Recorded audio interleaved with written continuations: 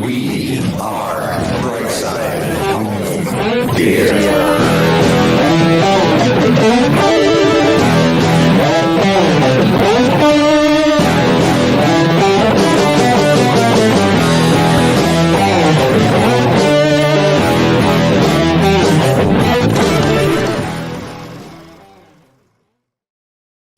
Hey, home theater nerds, welcome to the Brightside Home Theater Podcast. The home theater podcast, it's all about the experiences, the sights, the sounds, the scenes. Guys, can I get rid of the... Anyways, before we get to any of that, so how was your week? It's great, man. Yeah, it's nice How of you about to you? find time to fit us in, DJ, now that you're a high-flying tech entrepreneur, genius. The plane went up jet and setter. I went up with it. That's about as far as it goes for high flying. So,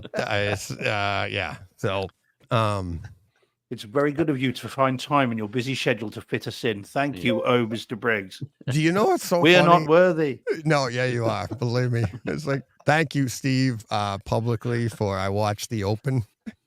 That impromptu. Let me see if I pull the rug out from under him and see what happens. You passed the test, buddy. You know, John and I yay. planned that a while ago. It was his idea, by the way. Yeah. He said it. No, oh my God, that was so funny. And I'm sitting there, and Travis like, "What happened?" I'm like, I don't know. You can hear me on that going, I think DJ's panicking. He is running around in the background. No, you guys saw what was going on here for this show. Right? I'm still a mess. I was a mess before that. I'm still a mess. Okay. It's just like I was panicking for reasons unbeknownst to most of you, but I'm panicking. The other day, no.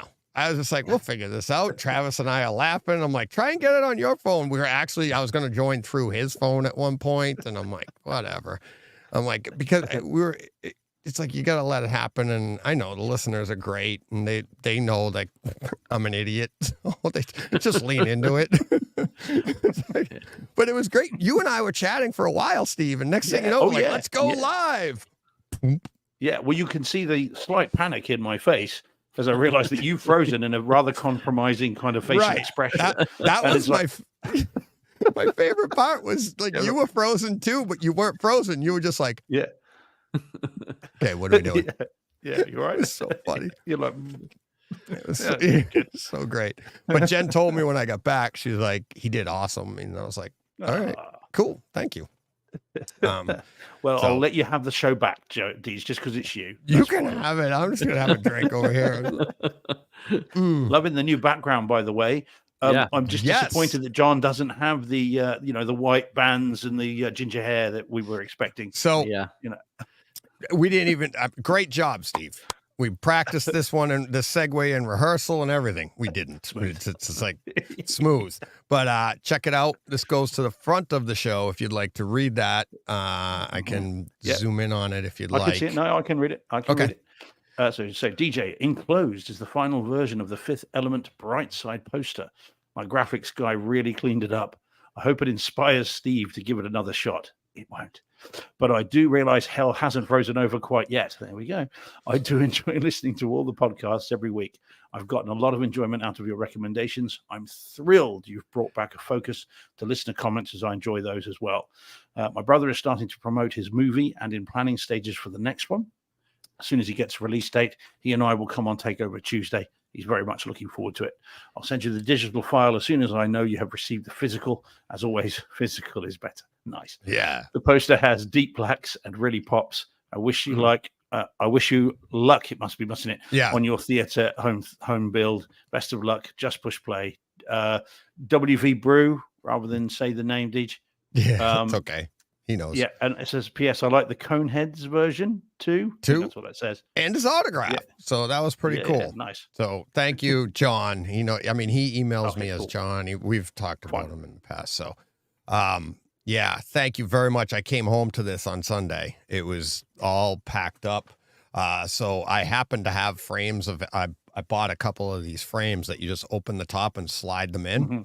And I hadn't used them yet, so he gave me a good excuse to do that. So that was the first time that went up. But he also sent 2 others that, boys, I have the receipt right here. It is on its way to you guys. Oh. You're getting your copies. So, Awesome. Steve will hang it proudly. well, somebody will hang it for Steve. Well, but yes, he that's will true. look That's at true. it proudly. No, well, the only problem is, guys, if I have to watch The Fifth Element again, I'll hang myself. Sorry. Oh. Wow, way to bring the show down. Sorry, with a suicide. That's how much it means to me. Yeah. But No, it does yeah, look so cool, though. Steve, you should have yours. They're rolled Like up. They're Christmas. no, actually, he's getting his before you. His Yeah, man. Yeah, 'cause Hey, remember last yeah, time by I got Friday. this before you did. You Yeah. did. You're right. Yeah, hours. But John's, yours should be there in 10. I literally mailed him out today, 10 to 12 days or something. But Oh, wow. Steve said it will be there by Friday because the cheapest way for you, John, was U.S. Postal. And the cheapest way for Steve was UPS again. There was no postal to get it over there. So I ended up, it wasn't as expensive as last time. It was literally half the price of last time, which is still pretty not expensive. cheap. Yeah. I know. Yeah, wow. So, but it's worth it. It is definitely worth it to, thank John many- and get these to you guys. So, How many pens are in the parcel this time, Deej? you know what's so funny? I've been running around with my head cut off. I didn't put anything else in there. I should have. I'm But kidding. it's, Goodness Wah, me. wah. I even meant to put a copy of this in there for you guys, and I forgot that too. I was gonna copy it and send it to you, but I was like, after I hit send, I was like driving home, like, oh, you stupid ass. Like I can't- I I don't know can't if you get guys are anything watching. right. I don't know if you guys are watching my power flickering like every 5 Yeah. seconds, but I may be gone in a minute, so we'll see what Yeah. happens. I don't know what's All right. happening, but we've had brownout. I mean, it's still hot as blazes here, so Yeah. I don't know. My generator will kick in, but I don't know about the internet, so fingers So- crossed. Yeah, Nice. oh, man. So how do you Well, guys want to do this? Do you want to hear about some of my experience, or Yeah, do that's you what wanna everybody's get- That's what everybody's tuning in for. Well, So I'm Yeah. a big So, crowd today. Expectations. yeah, everybody wants to hear about CEDIA, so do that first. Well, the show's going to be, in my experiences this week, are going to be the top 5 experiences of CEDIA. All right, with a bonus one at the end. So that's what I was going to do. But if you guys want to, I'll go over like basically what it was like coming into CEDIA and just my first. Really, it was obviously my first experience. But first and foremost, before I get to everything, I got to thank the listeners, because like everywhere I went, people are coming up to me, and like CEOs of companies I've never met, but I know they're they're PR people or something, right? Oh yeah, that was a great podcast you did with such and such, and I love the way you talk, and the listener was saying this, and you were saying, and I'm like, what? Like, you guys are listening? Uh-oh. But they, and it's because of the listener engagement. And I wanted to get Brett on here because he was telling some stories to people, and he's like, this is what works, the podcasting and stuff. And he goes, he gets such engagement. And he was also talking about Todd and AV Nirvana and other, influencers. But I'm nothing. We're nothing if they're not talking as well. If the listeners aren't talking about us, I walk around there just like nobody, but wherever I went, I'd be like, oh, hey, I talked to somebody, be like, oh yeah, DJ, I've heard your name. I've never, like, they hadn't seen my face or something, but they'd heard my name or something like that. And it was like, I was like, are you kidding me? And it's literally all because of the listeners, because they don't want to just hear me. They want to know that it's interactive. They want to know the listeners are listening. And you guys are. So thank you very much, because I felt like a king. It was Nice. pretty cool. So let me see what I can pull up here. This could end up going like, like your friend comes home from vacation and pulls up the slideshow.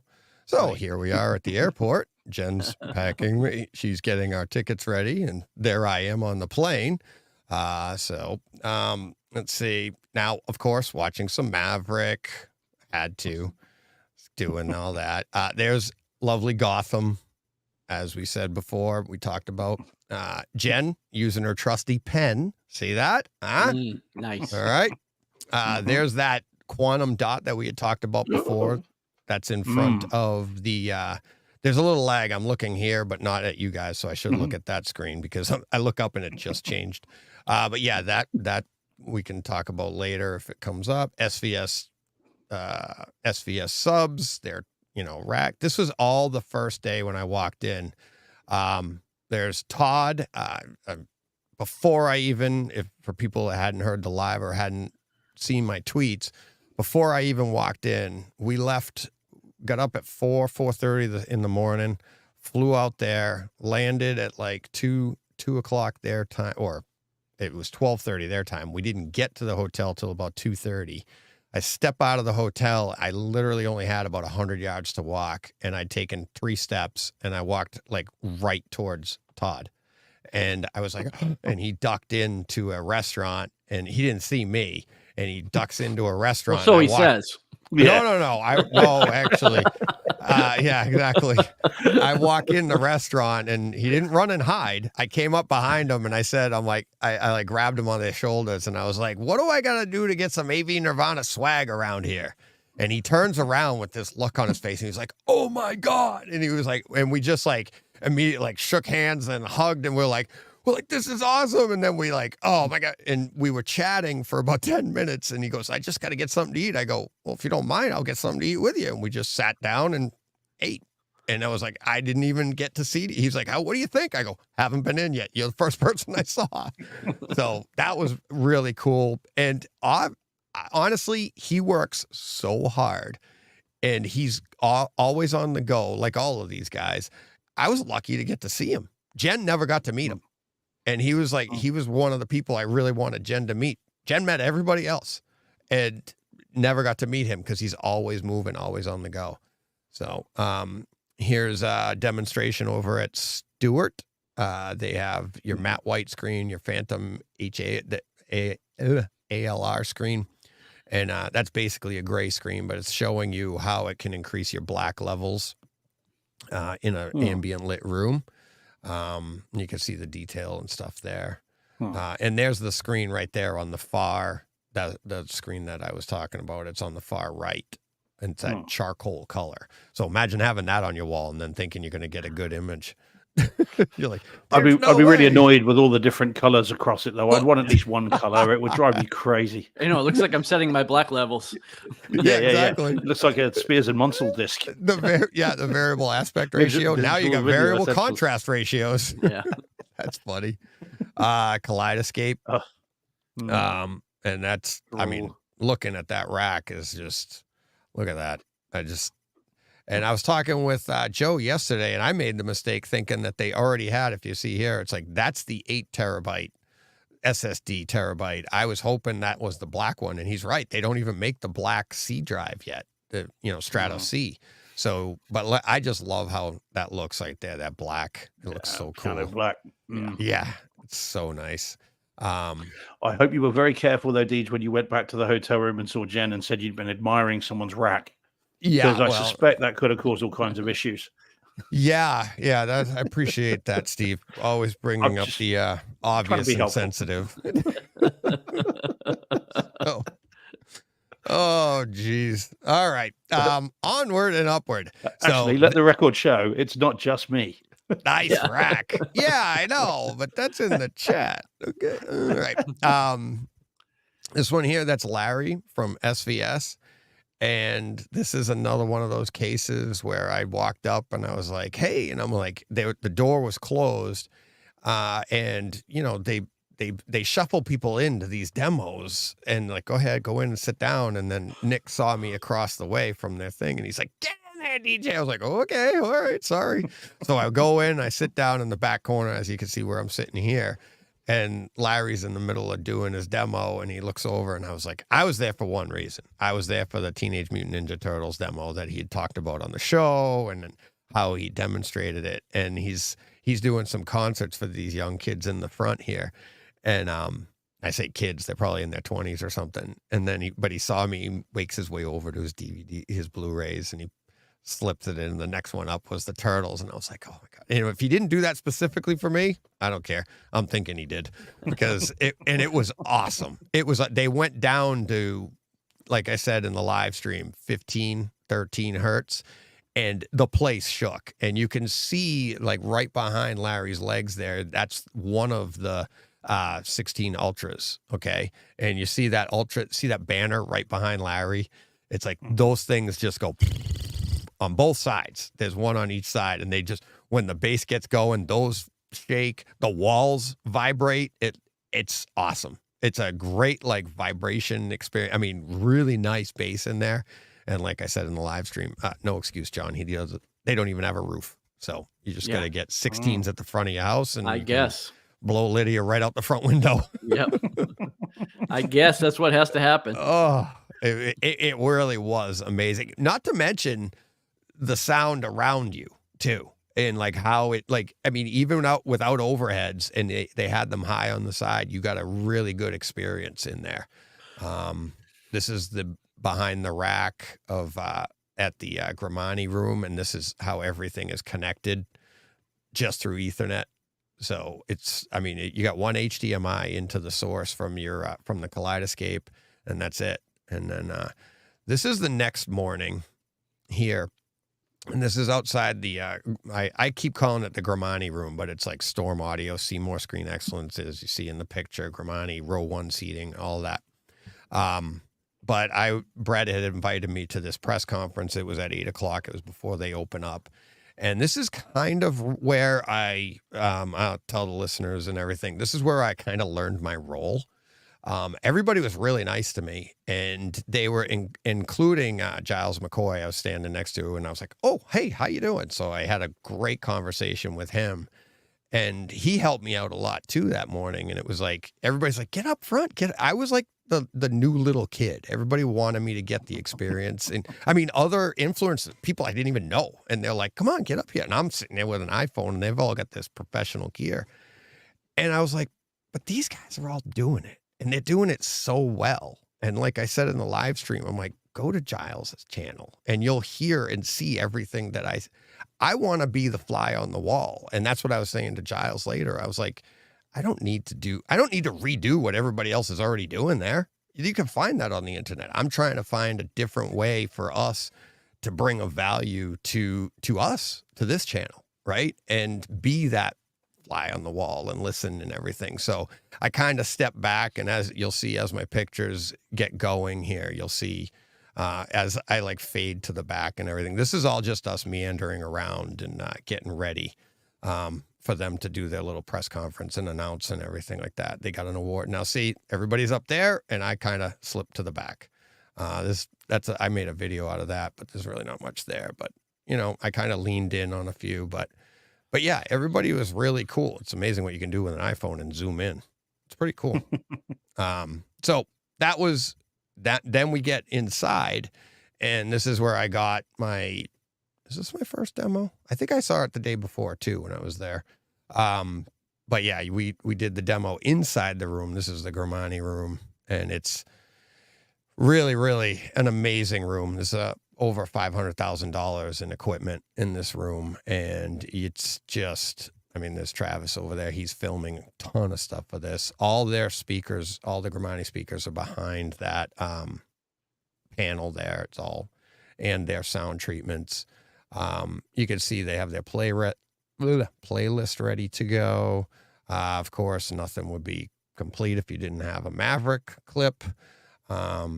And it looked amazing. This is a 186-inch screen, and it's just stunning, absolutely stunning. And it's so bright, so good looking. I just thought, I was like, wow, at that size. But of course, you've got a, $100,000 Barco and a Mad VR in line, and it looked fantastic.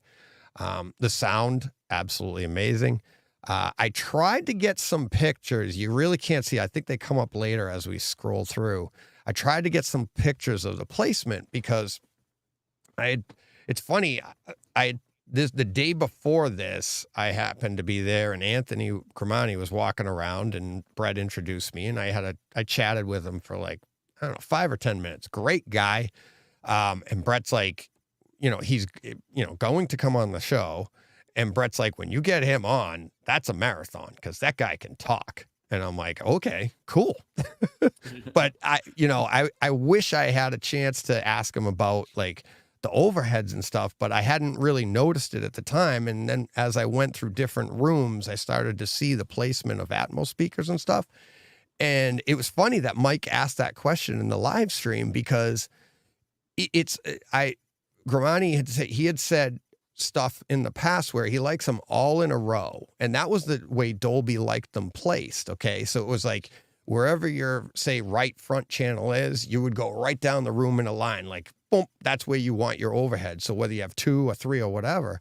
But then in this room, he actually had them, the front, they were running 6 overheads, and the front, let's just say to the right side, the front right would be in front of you at like, whatever, 45 degrees.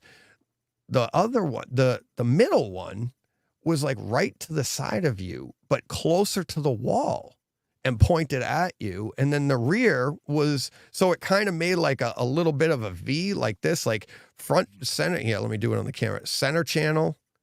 And then you go to, right channel. Let's go to this side. Right channel. And then right overhead, middle overhead, and then right overhead again, or right rear overhead. So it went down like that. And I was like, okay. Then I went into other rooms. Other people had them placed a little bit differently. And that's what got me to thinking, like, I think everybody has an idea and there's a ballpark on where they can be.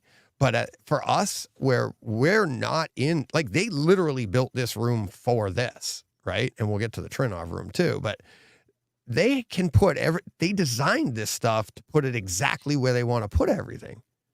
We don't have that luxury. Like a 2x4 is going to be there, or we've got to move things in a certain way. Or maybe the room's too small. And the experiences you're getting in these rooms are amazing, but they're all like set up differently. So I think we get too caught up in the minutia and we're too overwhelmed with the fact that we're like, am I doing this right? Too much of the FOMO, like fear of missing out or fear of doing it wrong or whatever. And it's like, just enjoy it, because I'm telling you, I've said to both of these guys off of there, we are not far off. And I said it in the live show too, but we are not far off from these rooms.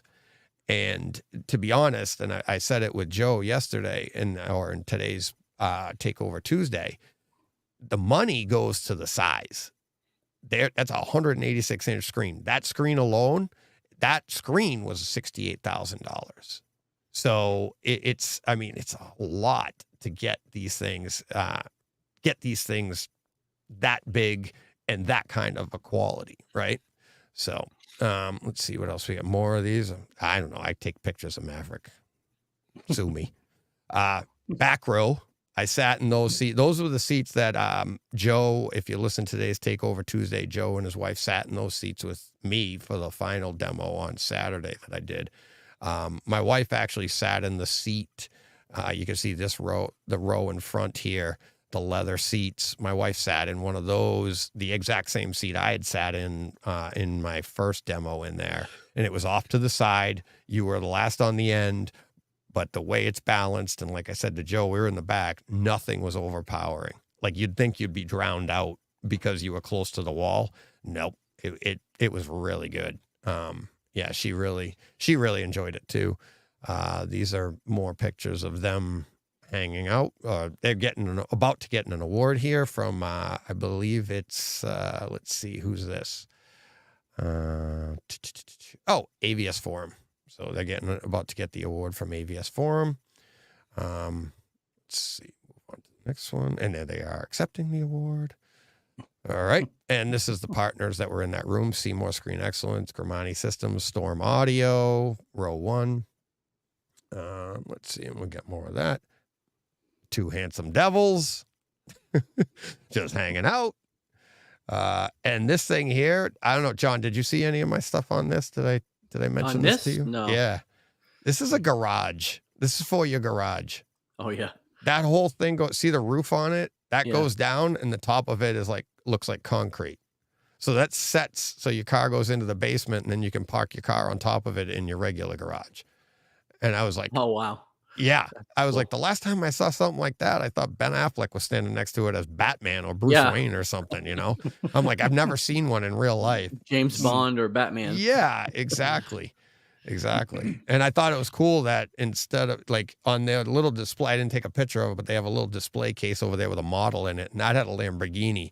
But, you know, you for real, you want to put a really nice car like a Corvette, you know, nobody would put a Tesla in there. Like All righty. Toyota Corolla. Corolla. Yeah, exactly. So this is the JVC room. I'll have in there frame adapt HDR Generation 2, which is coming out in November. That was a really good room. Here we are. This is the Trinov room. And this room here, the claim to fame. I mean, this room was designed and built in Italy, packed up and shipped around. It's been packed and unpacked 16 times, and they know exactly where everything goes. And it was an amazing. These were the top two experiences in the entire on the floor. Was this one in the Grimani room. So, and then they have, I forget the size of their screen. They had widescreen. But they had, it was awesome. Absolutely awesome. And their wave, I forget what it's called, wave something for bass. So the front of the room, the back of the room cancels out the front of the room, and they did it they ran a bass sweep with it on and with it off. And like as everybody listening knows, like when we run bass sweeps, you'll go from like 5 hertz and probably not hear anything, but you could in this room, 5 hertz up to 100, and it'll be like, you know, and you get different responses at different frequencies. And then they did the bass sweep that way, and you were like, okay, with it off, sounded great. I love the bass. And then they're like, and here it is with it on. And it was just 100% consistent for everybody in the room, no matter where you sat. And it just went super smooth. It was awesome. Awesome. I was talking with Andre, one of the engineers at Kaleidoscape, and we're standing in front of that big screen, and they had Def Leppard playing. And I go, what? Oh, my wife loves Def Leppard. I go, which concert is this? So Andre pulls out his phone, and he's the one. He's like, oh, here you go. It's that one. I was like, just bought it. So this is lighting by, I think it's Proactive. We'll see in a second. I got to do a little really, really nice stuff. This is like really expensive. And then the Prolux, there it is, by American Lighting. Jennifer gave us Brett had to set us up for a demo and go through all their stuff. And they have this one, let me see if I have a picture of it. This one here, and this is a video. And let me see if I can play the video. So this one, see that? And you can, it's like a message board, basically, but really finely tuned, right? And we're standing there, and it was me, Todd, oh, hey. Look who's here. Were you listening? Yeah, of course I've been listening to you. How long you been there? Sorry, buddy. Oh, man, I'm just hanging out, man. I'm just enjoying the show. Oh, and I got to the part where you're in it, actually. I swear, I can't map this crap out. Yeah, Everybody, Michael Stevens, Youth Man, joining the show, dropping in. He happened to be with me on this. So, Mike, thanks for joining the show, taking a few minutes. Yeah. Let me pull down this video. That was, so quickly, when somebody's giving a presentation to like 2 or 3 guys, should you run over and hand them your business card or not? No, that was whacked, man. I didn't know what the heck that dude was doing. We're just right in the middle of it. Yeah. Somebody comes over and says a couple words, hands on business card, and I'm like, that one's going in the garbage. I can assure you. Oh yeah, that's the first thing you said. No, actually, the first person was Todd. He goes, "That was awkward." Yeah, no. It was funny. So what did you think? Let me introduce you first. This is Steve George. He's over. He's my my UK correspondent, my co-host, my friend, was a listener, and my buddy from high school, John. Those are my 2 co-hosts. Michael. So pleasure to meet you guys. You too. Yeah, you too. And so I see your alarm went off and you were able to It join did, the it show. I reminded me appreciate that. Um, You okay, shut it. When's the next Yeah. one going off? I'm only going to keep you for a second. I know yeah, you're busy. I gotta keep up with them, man. They just keep going off. I know. You caught up on your editing yet? No. I mean, I've got 14 videos to edit. I edited geez. 3 at the show, and then I edited 1 on the plane, and then I edited another one. So today I was installing my NZ 8. I saw. So that was Did you get it fun. hooked up yet? I did. Did you get to enjoy it yet? I should Oh, say. yes. So we did some demos. I had some guys coming over. One of the gentlemen that comes to our M-Wave event for the past 2 years and a subscriber, longtime subscriber, he reached out to me probably last year and ended up coming by and just listening to my system. Got to know him. Super nice guy. And he comes down here every year, about 2 times a year, to visit with a friend of his in Florida. And so he said, hey, I'm going to be down there in a couple of days. And I'm at CEDIA. I'm like, yeah, we'll make time, man. Come on over. Let's have some fun. And so last night I'm going, oh, crap. I don't even have my projector hooked up. And I've invited him over for a demo. So I'm contemplating. It's like where my projector is kind of up inside a closet. Yeah. So we actually cut out part of a closet. And so it's really awkward to get to that, especially with a 50-pound projector. And so I had a little fun with my video. So I'm actually editing that now. Oh, man. Nice. So you'll have to watch and see. I'll check it out. I might check it out. Oh, Yeah, we got it. And set so up. if you hadn't been able to get the projector done, would you have just had to draw pictures really quickly? I probably would. I mean, we would have had audio. We just wouldn't have had video. I would have had no idea like where we're at. Just fast forward. Okay, sounds familiar. Let's start there. yeah. Watch this map. Actually, I've done that. I've watched scenes with my eyes closed just to get the layout of how everything's going, so you're not concentrating on the screen. Right. Yeah. But that's because I can close my eyes. You don't want to just have your projector shut down. Right, for sure. That's great. So just wanted to have you on and announce to people you and I are going to talk tomorrow. Who knows how long, but next week's Takeover Tuesday will be the much anticipated, most requested show that I have. Everybody's been trying, telling me to get you. And I ran into some of your subscribers. It was really, really cool. I went up to Scott Newby's. He called it the Base Brings Us Together event. Nice. And so there were probably 3 gentlemen from your show. They watched. I think that's the 3. I Yeah. think it's the 3. That's all of other than the room here. all That's there, them. man. They're like- So thank like- you guys. They're like, dude, DJ, you got to get hooked up with him. He wants to have you on the show. I said, I'd love to be on the show, man. Absolutely. So I love supporting creators. I love people that are passionate. I love the fact that you guys are, just doing your thing, man. And so any way that I can help out as a content creator, I'm just a simple guy, man. I love home theater. That's what I'm about. And to me, even at CEDIA, we're listening and we're talking about all the gear and all the stuff, and the toys are cool and the toys are great. But really what you're building here is community. And to me, that's what really matters the most. When you interact with your subscribers, when you have them on as your guest, I mean, that is amazing. And so I think that's really what sets this apart than just the stuff, because the stuff is going to come and go. But man, the friendships are what last. Like I said, I built a relationship with Ken and his buddy, and they came over to my home, and here are just people that are following my channel, but we've developed a friendship, and we go out to lunch together and we check in with each other, and that's really what it should be about. Yeah. Yeah.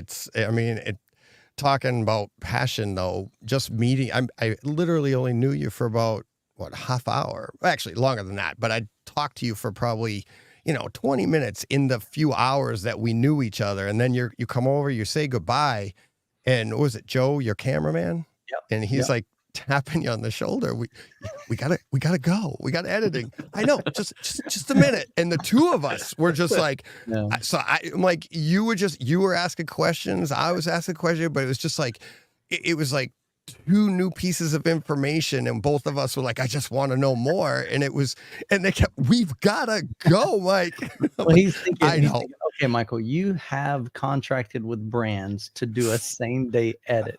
And here we are, it's, I don't know what time, 8:30 at night. It's going to be 8:30, 9 o'clock. Yeah. And I've got to start editing and get a video edited. And the crazy thing is, even at the hotel, if you pay for the upgraded Wi-Fi, it's still on like 30 megabits a second. So you go to I found that out too. You go to upload and it says 1 hour and a half estimated wait time. And so what I had to do is edit my videos. The first day I had 2 same-day edits. So I got those done, was up till 2 a.m. and uploaded both videos. It said it was going to be 3 hours. I'm like, dude, I ain't waiting around. I'm going to bed. Just go to bed. So I went to bed, just crossed my fingers, hoping it was going to be, totally uploaded. Nothing failed. It did. I got up at 6 a.m., did the titles, tags, thumbnails, all that fun stuff, descriptions. And then went and got breakfast at 7:30, was at the show at 8, and then we're grinding till 8 till 5, go out to dinner, get back at 10, start editing and do it all again, man. Yeah.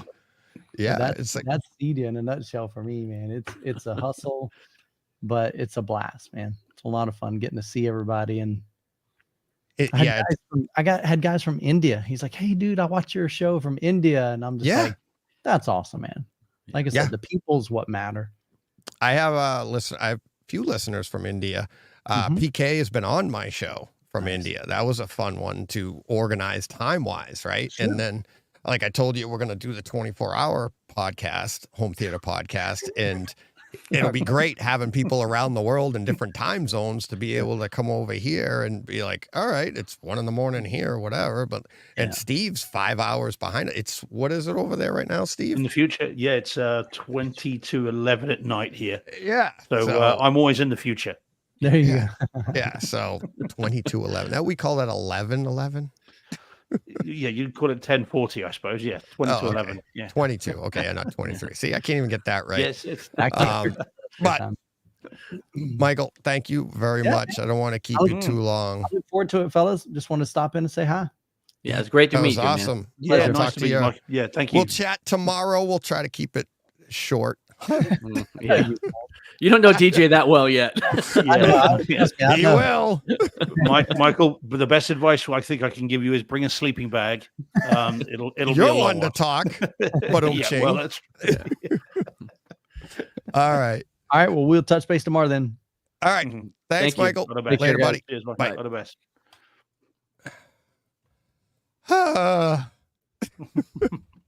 So, anyways, where was now you I? can settle down. I can't. I can't. Now you can relax. I can't. It was. I looked down. I happened to be in the middle of that video, and I was like, I knew he was going to show up in that video, but I was like, I looked down and he's sitting there. I'm like, how long has he been there? Oh no. Hey, my pictures are really good. I was concentrating. He's like, come on, man. Yeah, I know. Here's one of me by the pool. Here's one of us. Yeah, but what's funny is I think it was he put it out on his Patreon page, and he's got pictures of him in the closet and they're like taking a nap and stuff, and he's got a video because they in between, jobs going from they book like 2 hours to do a booth. In between booths, they gotta charge batteries, recharge themselves, and they're literally in a closet in like the back room of CEDIA, just sitting on the floor like, and I mean, and that's the way Todd was too. It's like everywhere I went, and Todd was with us that night, right? And we're walking to the restaurant, and Michael says to Todd, he goes, how long have you been doing this? And Todd goes, about 13 years. And he looked at me and goes, oh my God. I go, yeah, he's the grandfather of us. Because Michael's he's been doing it 5 years, just really well. Yeah. So, he's still listening.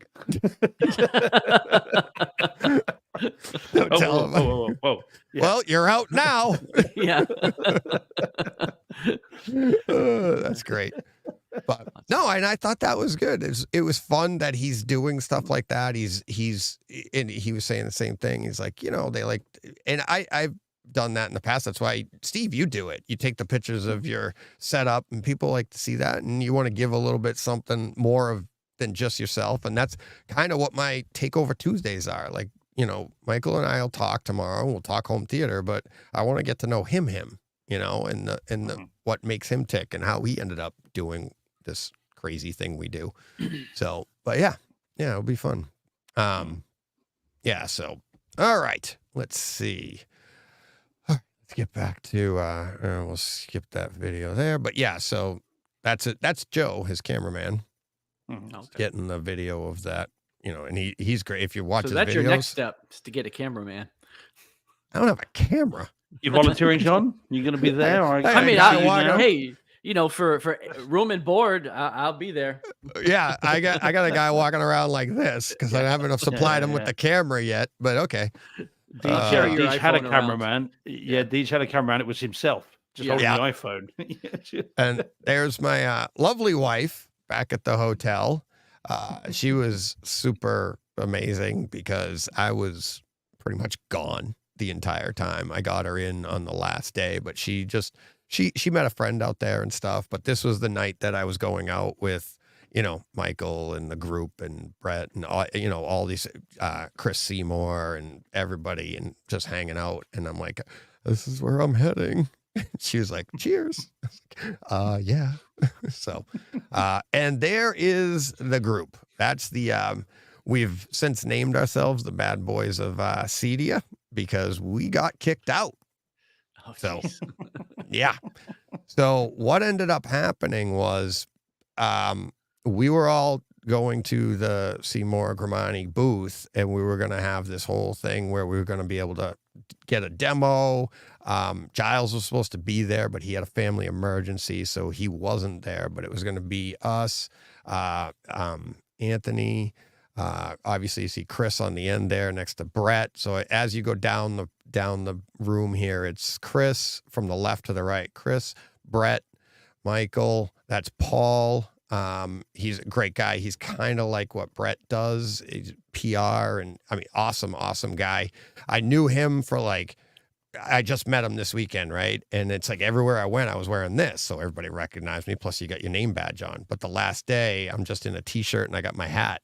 And he goes, I don't recognize the outfit, but I know the face. How you doing, DJ? And I'm like, hey, thank you very much. You recognize me. So these things work because they'll see you over and over and be like, look at that donkey. I know him. I think that is next to me. That's the idiot in the middle. Can't believe he's even in this picture. Next to me, that big guy that looks like a linebacker. I think his name was Ike. Then it's Joe, Travis, and I can't remember what's that guy's name on the end there. Todd. Candyman. Yeah, Todd. So, yeah, we all got kicked out. They came over and they're like, you got to go. And then they were saying it ended up being that it wasn't that we were getting kicked out. They wanted to charge us for a security guard, and Brett didn't have the authorization to do that. And he was doing his best to keep us in, but it didn't work out. So we didn't get to do it. So we just ended up going to dinner. And so we literally did. And then I get back to my hotel, probably about 10:30 after all of this, and I am wiped out. And I pick up my phone, I go on Twitter, and I think it was John Brock is the one that's like, DJ might not be coming home, and he's probably going to get kicked out of CEDIA. And I'm like, are you kidding me? And I start typing away on my phone, and Jen's like, you've got to get some sleep. I'm like, no, I don't. No, I don't. Yep, there he is. We got the boot. Yep, and we did. And it was, I mean, honestly, I would have preferred that we got to get the demo done and be able to sit and chat and talk and all hang out together in the room and talk about what we experienced. But that's, we can do that again. But now we get a better story. We got kicked out. So, hey, #brightside. Are you saying, Deej, that there was a risk there that I was going to get a call to say that you'd all been arrested and I needed to provide international legal advice?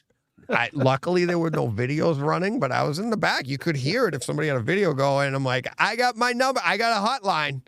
Go ahead. Go ahead. I'll call my lawyer. Yeah. My lawyer's English. Yeah. Hasn't got a clue about the American system, but he sounds posh. Yeah, he'll BS his way through. That's what this show's about. That's what Brightside, BSHT, doesn't matter. It's all the same initials.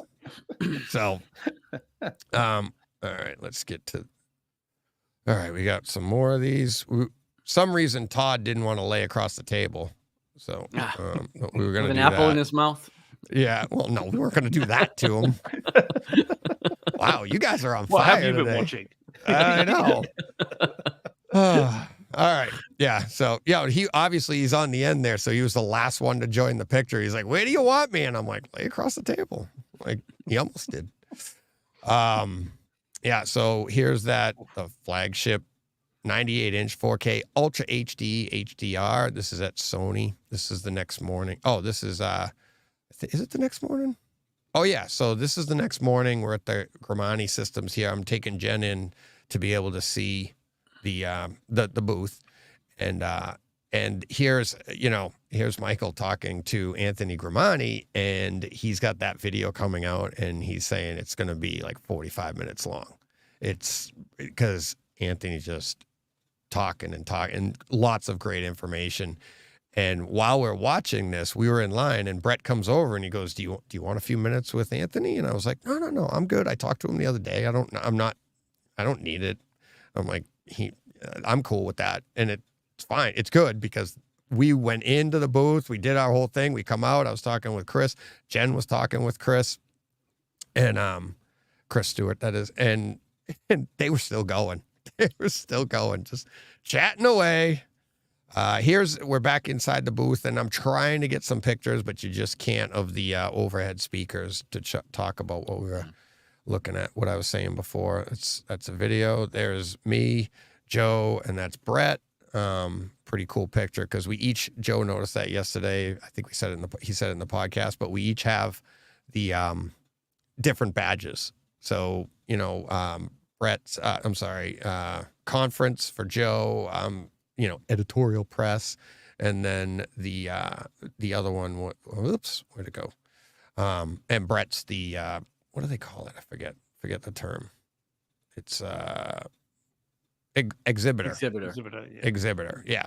So, and as Joe will attest to, and Brett knows, the best one to have, editorial press. You get to go everywhere. They don't stop you. They're like, oh, press, go right in. And it's like, but even the exhibitors, they're not allowed until the last day to go see other exhibits. And I didn't know that. And I was like, so I started talking to him that day, and I was like, you see them all bouncing around to the different booths. So yeah, it's pretty cool getting the editorial so that you can just come and go as you please. This is inside the JVC booth, and this is the Multiverse of Madness. Awesome, amazing looking. Then they did a Passengers clip, which looked amazing. The Sony disc. Yeah.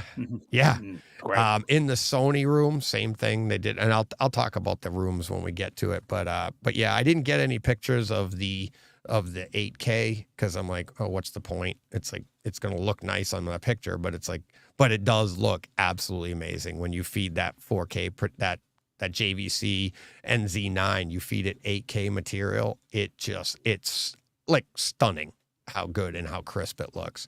That's Jen in front of this little tiny projector made by a little tiny projector company. That thing on its side is taller than she is. Go ahead, Steve. You're about to say something. Yeah. How much is that? How much is that? Not your wife, the projector. Just so we're clear. How much is the projector? I think that one. I think it's like 150,000, if I'm not mistaken. I don't know exactly. That's for retail sale, is it? I could go in and go, I'll have 2 of those, please. One for my garden and one for my my cinema room. You could do that, could you? People buy 2, and they double them up for brighter picture. And it's not a joke. Not a joke. They've been doing that. I mean, I remember Runco projectors going for 120,000 back in the 90s. And I remember reading like the specs on them, and they're like, and it can be inverted so you can piggyback them to get a brighter picture. I was like, $120,000 and you need 2? And that's in the 90s. So that's today's dollar? money. That's like $1 million. Yeah. It's like, are you kidding me? But this is, it's nice that they're bringing it down to the residential people, isn't it, guys? Yeah. That's part of their residential lineup. Yeah. Are you kidding me? I'll have one for the kitchen, one for one for the bathroom. Kitchen. It looks like the refrigerator. Yeah, it's bigger than the refrigerator. Yeah, wow. Goodness me. How the other half live? I know. Half. the other 1%, really. It's not- Yeah. Yeah, That's I'd like to see. I'd like to see Michael get that into a closet. Yeah. Exactly. That thing weighs a little bit more than 150 or Yeah. 50 pounds. I'll tell you that. Yeah, quite. It Yeah, can be what your else is- closet. I know. Yeah, well, yeah. Um, Yeah. That there is a modular display. I didn't realize that until I was talking to Joe yesterday. I thought it was a rear projection from from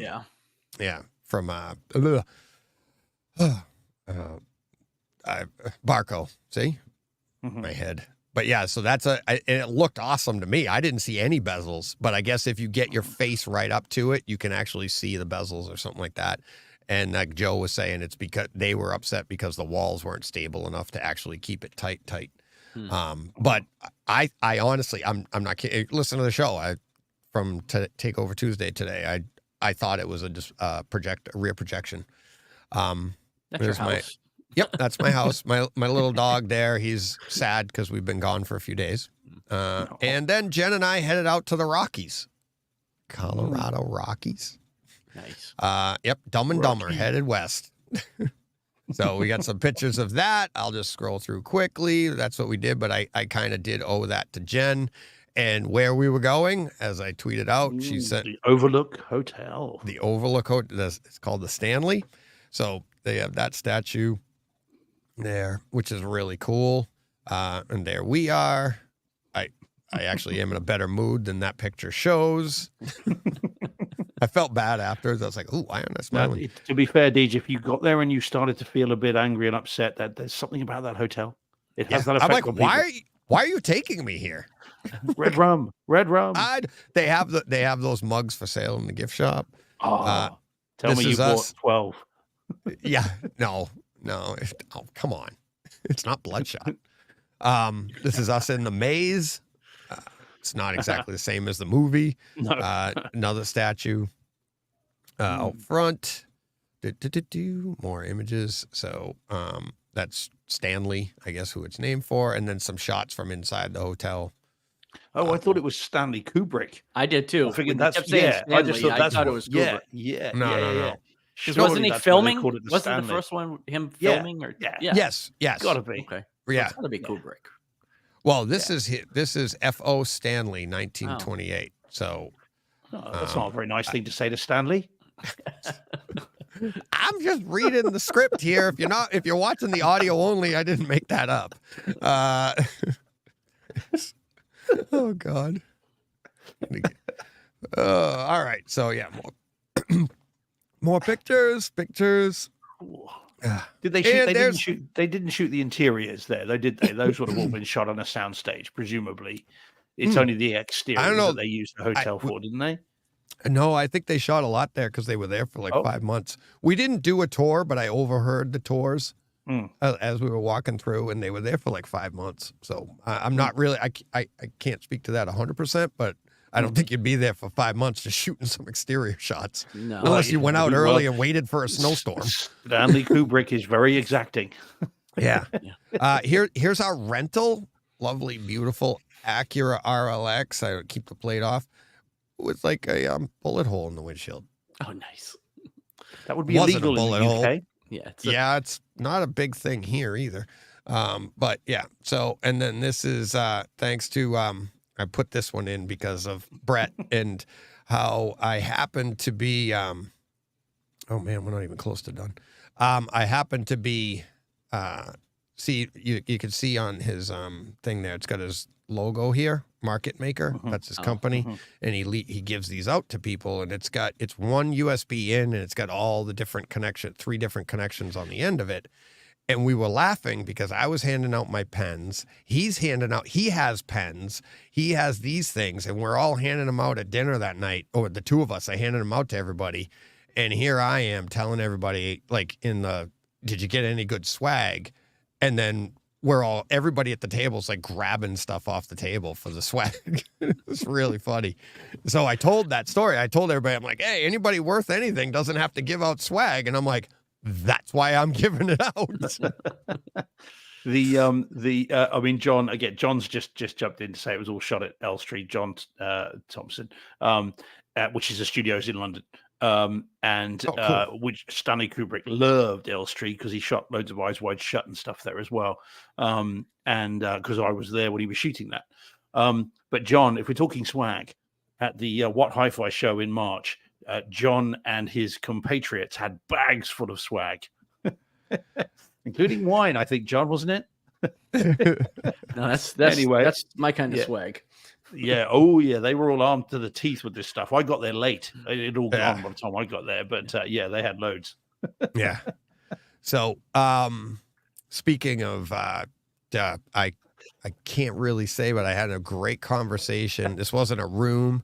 It was just a conversation with Jim Peterson from Lumagen, the creator engineer that came up with Lumagen, and an amazing conversation with him. I had to get hurried away because I had a Trinov, my appointment at Trinov for my demo, my private demo there, but it was just same thing. It's just super passionate and just a great conversation. And I mean, one of our listeners who's a producer, I'm not allowed to say because you can't say, but you can put the numbers together. It's like, but he's so grateful to him. He's grateful to the listeners, to people talking about Lumagen, because up until a couple of years ago there was no competition, and now the competition is really tight between the video processing companies. And which I think is great. I do. And I said that to him. I'm like, it's pushing both of you, the Mad VR and the Lumagen and stuff. And he's definitely coming on the show. He can't wait to come on the show. I wish I could have sat there and talked to him for longer, but I had to get going. And but yeah, so he was awesome. And then but yeah, so I'll talk about the room. Those are pretty much all my pictures. So after that, when we get to the my turn in the rotation, I'll tell you about each of the 5 rooms and the bonus experience at the end. So we got an hour left. Oh, is that enough, guys? Are you awake, John? Are you awake? Awake. I'm sorry. I'm awake. Why? I'm fine. I'm just kidding. You can have the whole show, man. I mean, No. CEDIA recap. So no. It's like, no, because I mean, let's talk some. Here's the fun thing is, especially for me, I'm all about scenes, right? And it's like, what, John, you've known that? And it's like, you've said that to me before we had shows. Like, I don't know how you do that, like jumping around from scene to scene before we even had podcasts. And that's just what I love to do. And when you go to CEDIA or any of these things, that's all you do is you just go from room to room to room and do experience and like scene to scene to scene. And I'll say it again at the end, but in this show, in this particular show, if I know a lot of people don't have kaleidoscapes, but if you happen to have a kaleidoscape, I have put together the, you can see here, I'll center it on the screen. I've put together the demo, the script. Yeah. So if you have a kaleidoscape, these are all of the scenes, and it starts, I've made them not in any particular order other than what I thought would be a good order to go in. I open with Mission Impossible Fallout scene that was done in Grimani room. I do go from there to a CinemaScope image. So the Mission Impossible scene is the full IMAX enhanced scene. It's the helicopter scene from Fallout. And then go to Doctor Strange and the Multiverse of Madness. From there, we go to Passengers scene. Then Teenage Mutant Ninja Turtles scene that we saw in the SVS room. And again, Passengers, like I said, was in the JVC room. Teenage Mutant Ninja Turtles, SVS. Spider-Man Far From Home. It's just an illusion scene when Mysterio is talking in the overheads. That was done in both the Sony room and in the Trinov room. And it was awesome. Absolutely awesome. And it is. And that overheads, and you're like, oh my God, it's just so good. And then we wind up with Top Gun Maverick, 215, and they're all in there. So if you have I can email this to you, and you'll have the script. And that's what Joe and I were talking after we recorded last night. I'm going to be emailing it to him for his Kaleidoscape. You just put it in and you push play, and it'll pause between each one with the the cover art, and then you hit play on the next one. So Do you have to own the films yourself to be Yes. able to do that? Okay, I was yes, gonna you have say. to own all Okay. the films. So Have you guys ever seen Passengers? I've never seen it. I haven't seen that's it the either. one I had to buy. Hmm. That's the only one I had to It's buy out of this. it's a Sony disc, so that's kind of all you really need to say. Yeah. But it's whilst it has some very, very troubling story developments, it is a hell of a disc and a really decent movie. I don't dislike it. There, as I said, there's one particular beat in it which is very troubling, and it's something that caused the critics to just hate on it. But I genuinely recommend it. It's a heck of a movie. It really is, and as an HT experience, it's fantastic. So Yeah. I bought it the second it came out in 4K because I'd already seen it previously. So yeah, it's worth watching, guys. It's an odd movie. It's a strange mix of genres, and as I said, the main character does something which is heinous. Oh, But geez. it's I mean, it just something that just will make you go, what the hell? And as I said, Yeah.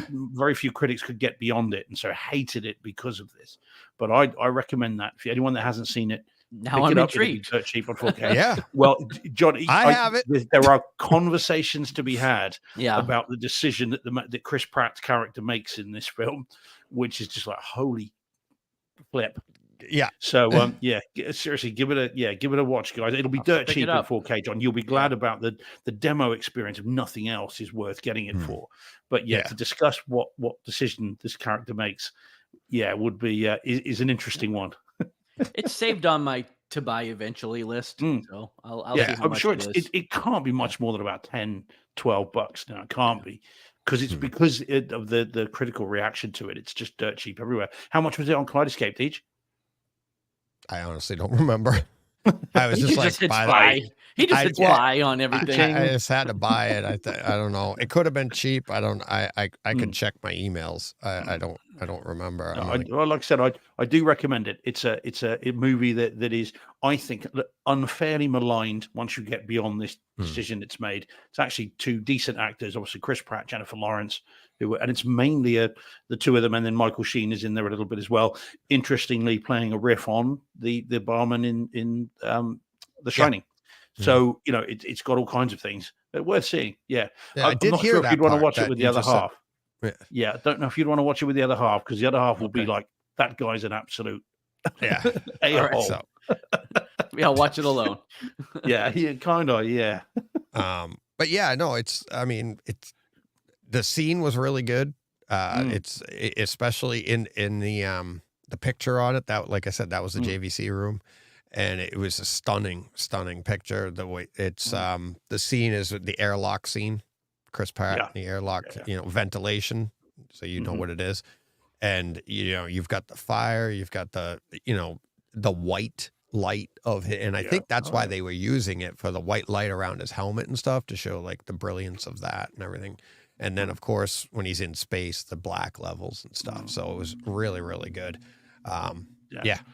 So Jordan just says in the chat there, Passengers is a really good film. It looks stunning on 4K. I mean, I really like the movie. I can see how people would hate it though. So don't, I'm not necessarily recommending the movie to everybody, but the presentation is it's Sony. It's a byword for awesome. Yeah.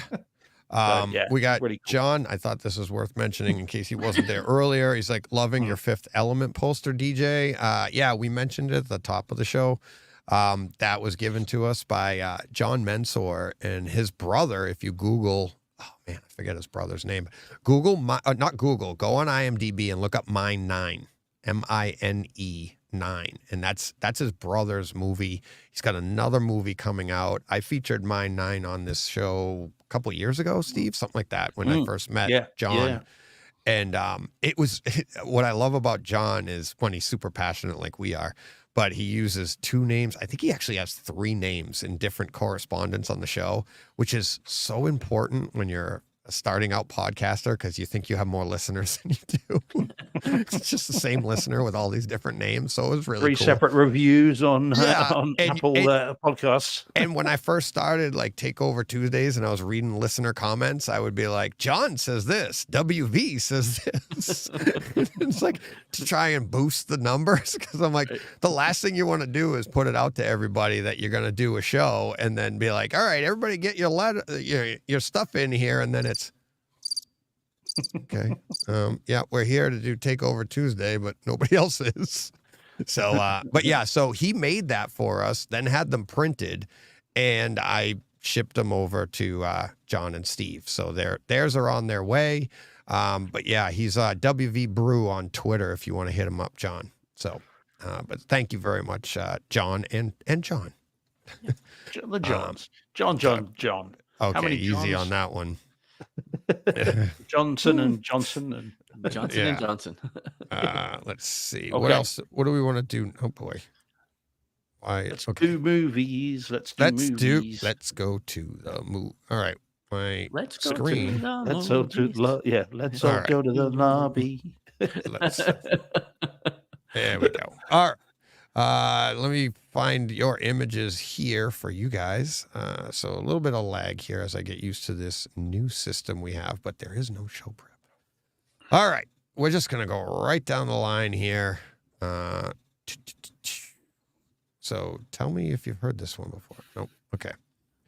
There we go. And who's up?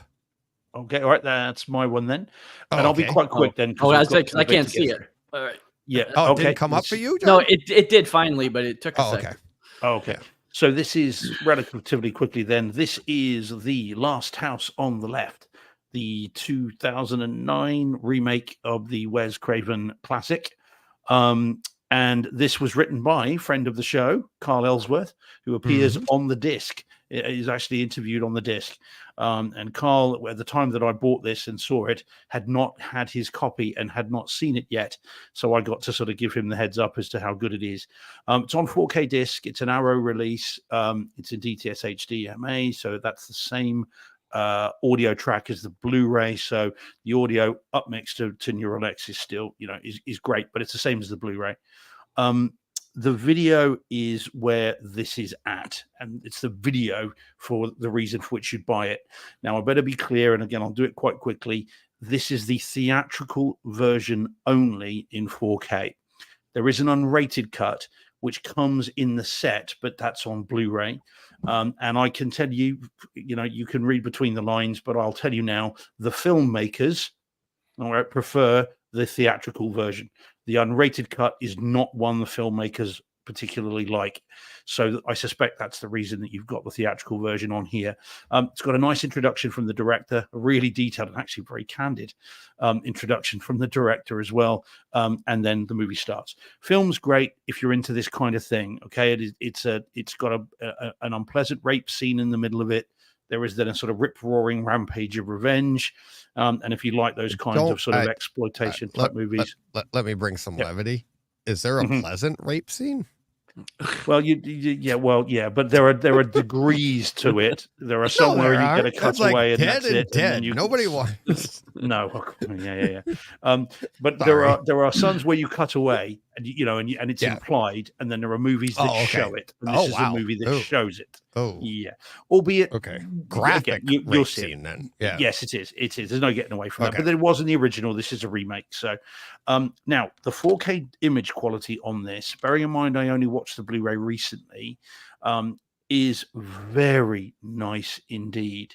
Now this was shot on film, or if it was shot digitally, they've added grain to it. And the 4K disc brings out the detail and the texture of that grain. The first sort of half of the movie, well, maybe not half, first quarter of the movie or third of the movie is shot with a lot of kind of very bright light. And that translates beautifully via HDR. It looks really, really good. And as you then move into the second part of the film, obviously things get literally and metaphorically darker. And the palette sort of drains a bit. But the HDR just makes it look amazing. So I was really, really impressed with this disc, as I told Carl. And it's really, really good. This is the version to own.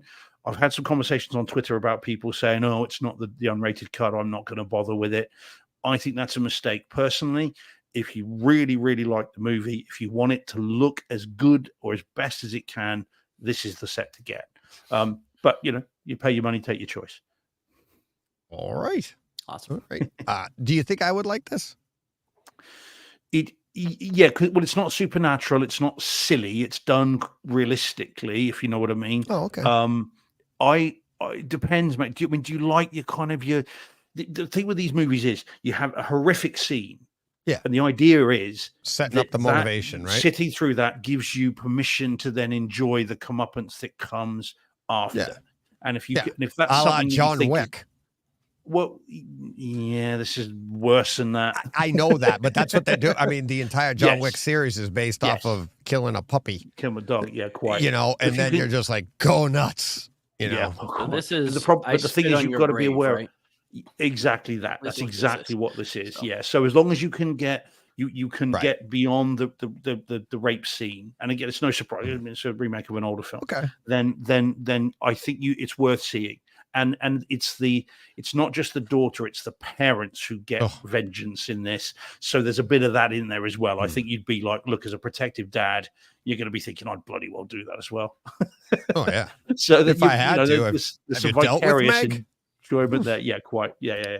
He has. So yeah, as a matter of fact, that's true. Yeah. Well, she buried me once. She can't bury me twice. So it's all good. One of these days, DJ, you're going to drown. When she was like 14, I remember my wife took pictures of me teaching her some jujitsu, and it's awkward because that's the name of the game with jujitsu, right? The worst position that you could think to be in, especially in that situation for a woman, is like ideal for jujitsu because people don't expect it. So I'm teaching her these positions and stuff and what you can do. And I'm like, okay, all right, stop, tap. Tap means stop. Like, damn, you're strong. Yeah. So like, I do recommend this. I think it's worth seeing, worth picking up if you're a fan of these kinds of movies and this particular film. It's as good as it's ever been. But it is brutal, guys. I mean, it's graphic. There's no, I mean, this even the rated cut is still, full on. And again, it's one of those things that I can't wait to talk to Carl about when we can. Yeah, when we can. Yeah. Yeah. All right. So yeah. All right. Let's see. I got different. Do you want to John? One of these I haven't seen. This is one of John's ones that I haven't seen, so I'm curious to see what he makes of this. All right. Who had this one? Do you see it in the thing? That's mine again. That one, yeah, that's mine again. Right. Do you want to... So let's go back. That's mine. Well, we can all talk about that one that you just went past, but that's mine. Hey, that's the one. There we go. That's the one you want for John? Yeah, please. There you go. Or John, I'm not dictating this to you. John. Okay. I don't even know what it is. I can't see it. All right. Renfield. 3, 2, 1. Oh, okay. Yeah. Renfield. So this was on Peacock. Was available in Dolby Vision 5.1 stereo. Most of mine this week are not so much about the home theater experience as just the movie experience themselves, because they were all streamed. So take that for what it's worth. With Dolby Vision, this looked pretty good. Up mixed to Neural X, it sounded pretty good. But this movie was a blast. I really liked this movie. It's Nicolas Cage, Nicholas Hoult. It's got Awkwafina. This is Nick Cage, like at his highest Nick Cage. He's just chewing up the scenery as Dracula in this movie. I checked. If this was available in 4K, I would have had it already. I can't wait to watch this movie again. Steve, you will love it. You will really. I want to. Steve. I want to. I think you will, man. If you liked Cocaine Bear, if you like that kind of stuff, you will enjoy this movie. Oh, okay. There's a lot of that type of humor and violence that takes place here. Okay. Well, on your recommendation, I will see it. I will. I mean, I don't know what your trepidation is. There's a reason why you think you won't like it. I'm not. Nicolas Cage is someone who has done some amazing stuff. And The Rock and obviously Face Off and all that. And he's done some amazing work, but he's done some other stuff as well. He just looks like he's having a blast in this movie. Okay. He really does. They like he's full on channeling Bela Lugosi here, and Yeah. there's like even some flashback scenes where they take him back to black and white, and it looks like he's on the set from the original Dracula movie. Again, it's stupid, you know, but I just had a blast with it. Like I can't recommend it enough if you like this kind of silly horror comedy. I really think you'll like it, Steve. Give it a shot and let me know. It's only available so far on Blu-ray, which I almost bought, but there's a habit lately of 4Ks coming about 6 months later, and a la Cocaine Bear. So I'm going to hold out and I'm going to buy this in 4K because I think it'll be great. I think the disc, I don't know what studio puts this out, but I think it could be a good disc. It looked really good, super colorful. There, a lot of blood splatter. The reds are vibrant. There's blood everywhere. But yeah, it was good. I think check it out. Jordan Carpenter in the chat. I think he recommended this to me as well a while back. Yeah. There we go. As if by magic. Look at that. And he had recommended. Sorry, John, we lost you completely. There we go. He recommended to me a while back, and I had such trepidation because of one of the movies that you're going to talk about in a minute. And so but on the back of that recommendation and Jordan's, then I will, because I owe it to you, John, because you watch the stuff that I recommend, and two, I do like silly horror stuff. So I'll so we'll give it a go. So yeah, Jordan says in the chat, Renfield is an incredibly entertaining film, must see for Nick Cage. Shame it underperformed, but glad to see it's finding an audience through home release. So there we go. And then John in the chat says, don't watch the trailer, it's dreadful. It doesn't do anything for the film, which is really good. Yeah. So okay, all right. Well, okay, all right. That's it. I will do that this week. I should be able to get that from somewhere. Well, it's on Peacock here, so wherever you got Twisted Metal, you should get this well. That's true. That's true. Yeah, I'll be able to find it. I'll be able to locate it. I might just buy the Blu-ray. In fairness, I've got to pop back to a Blu-ray shop this week anyway to get Sleepy Hollow in 4K. So I'll grab it then. Oh, really? That's out everywhere here. It's completely sold out. Hard to find over here. Yeah, Jordan again in the chat will say we're having some trouble getting it here. But hopefully later this week. Can't get it here either. So. Oh really? Oh, I see. Oh really?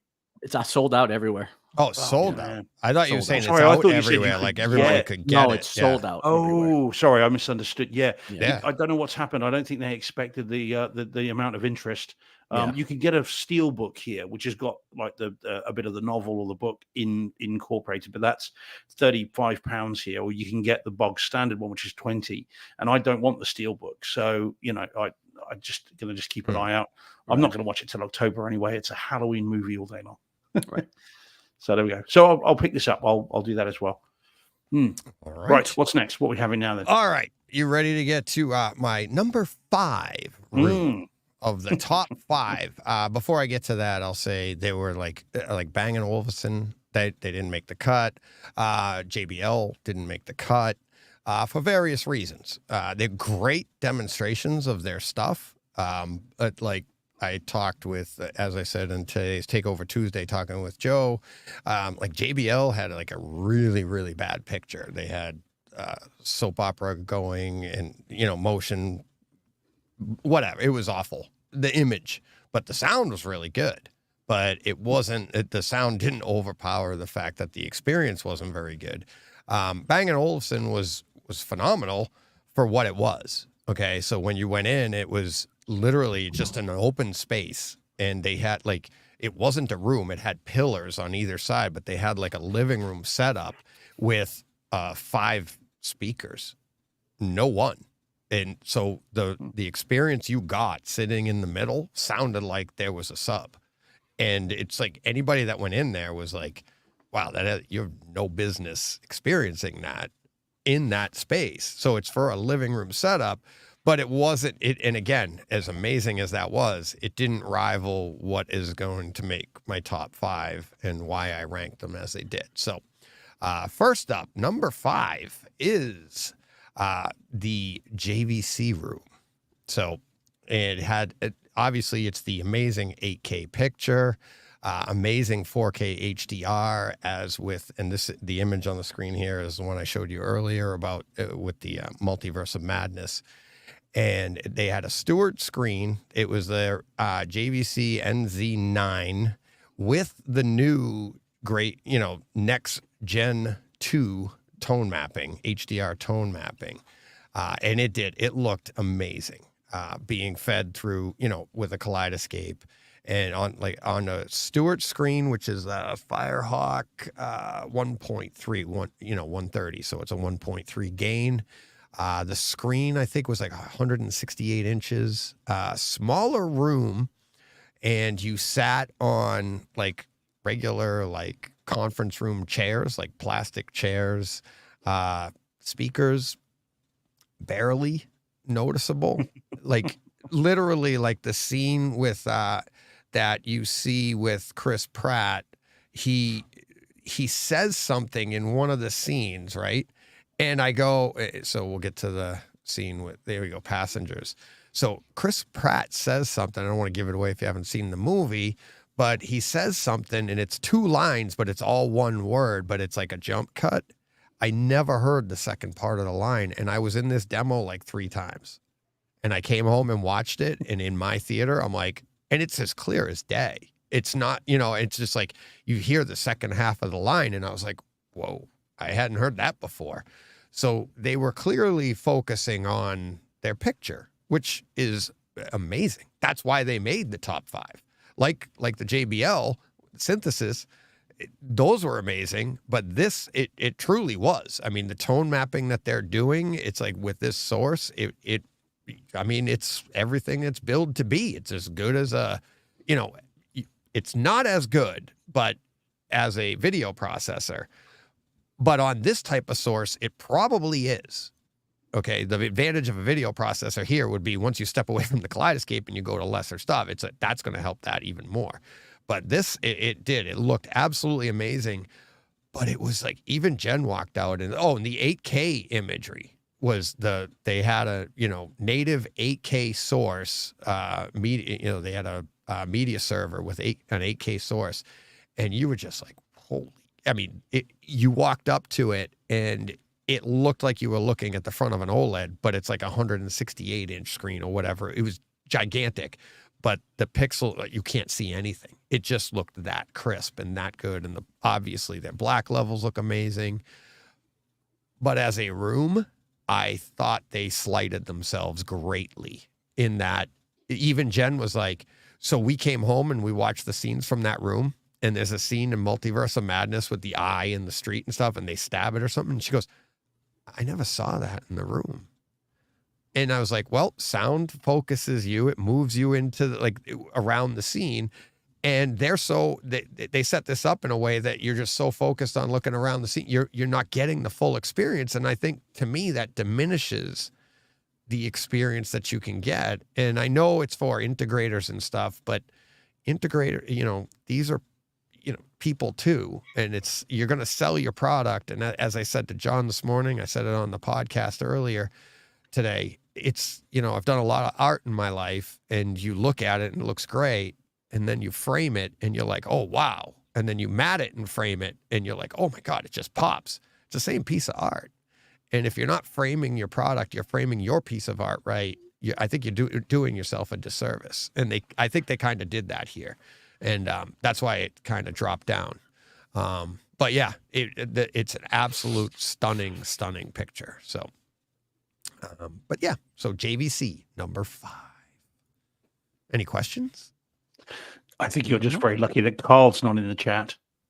Oh yeah. Well, that's okay. Or any JVC owner. So I know he would have questions. So, yeah. So, what do you guys want to do next here? We have grab one of you. Whatever comes up. I'll hit you with this one, Steve. Mm. You good with that? Yeah. Yep. We are back to Sisu. So finally, after all this time, it has come out here on 4K disc. You had on Kaleidoscope forever ago, Deej. Mm-hmm. To be fair, the 4K disc's been out in the US for a couple of months, I think. And then they finally released it here. And I had hoped, beyond hope, that the reason for the delay is that unlike the 4K disc in the States, which is 5.1 Dolby True HD, that maybe that extra time might mean we would get the Atmos on disc. No, we didn't. We got the Dolby True HD 5.1 master audio here.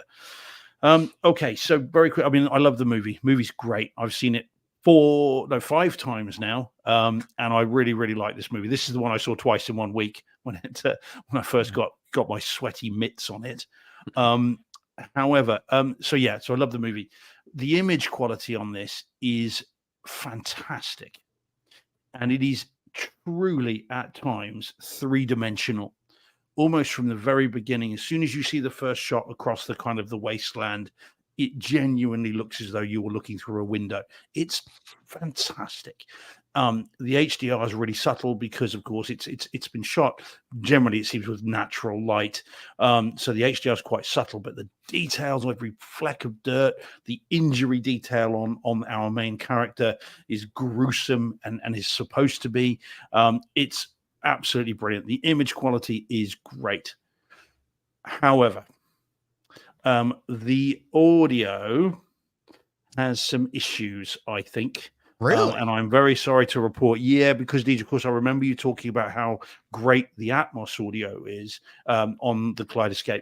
My problem with this is it is inconsistent. So I've got a few timestamps. So it's 0004. So 4 minutes in, you get the lovely long planes shot of the planes coming over.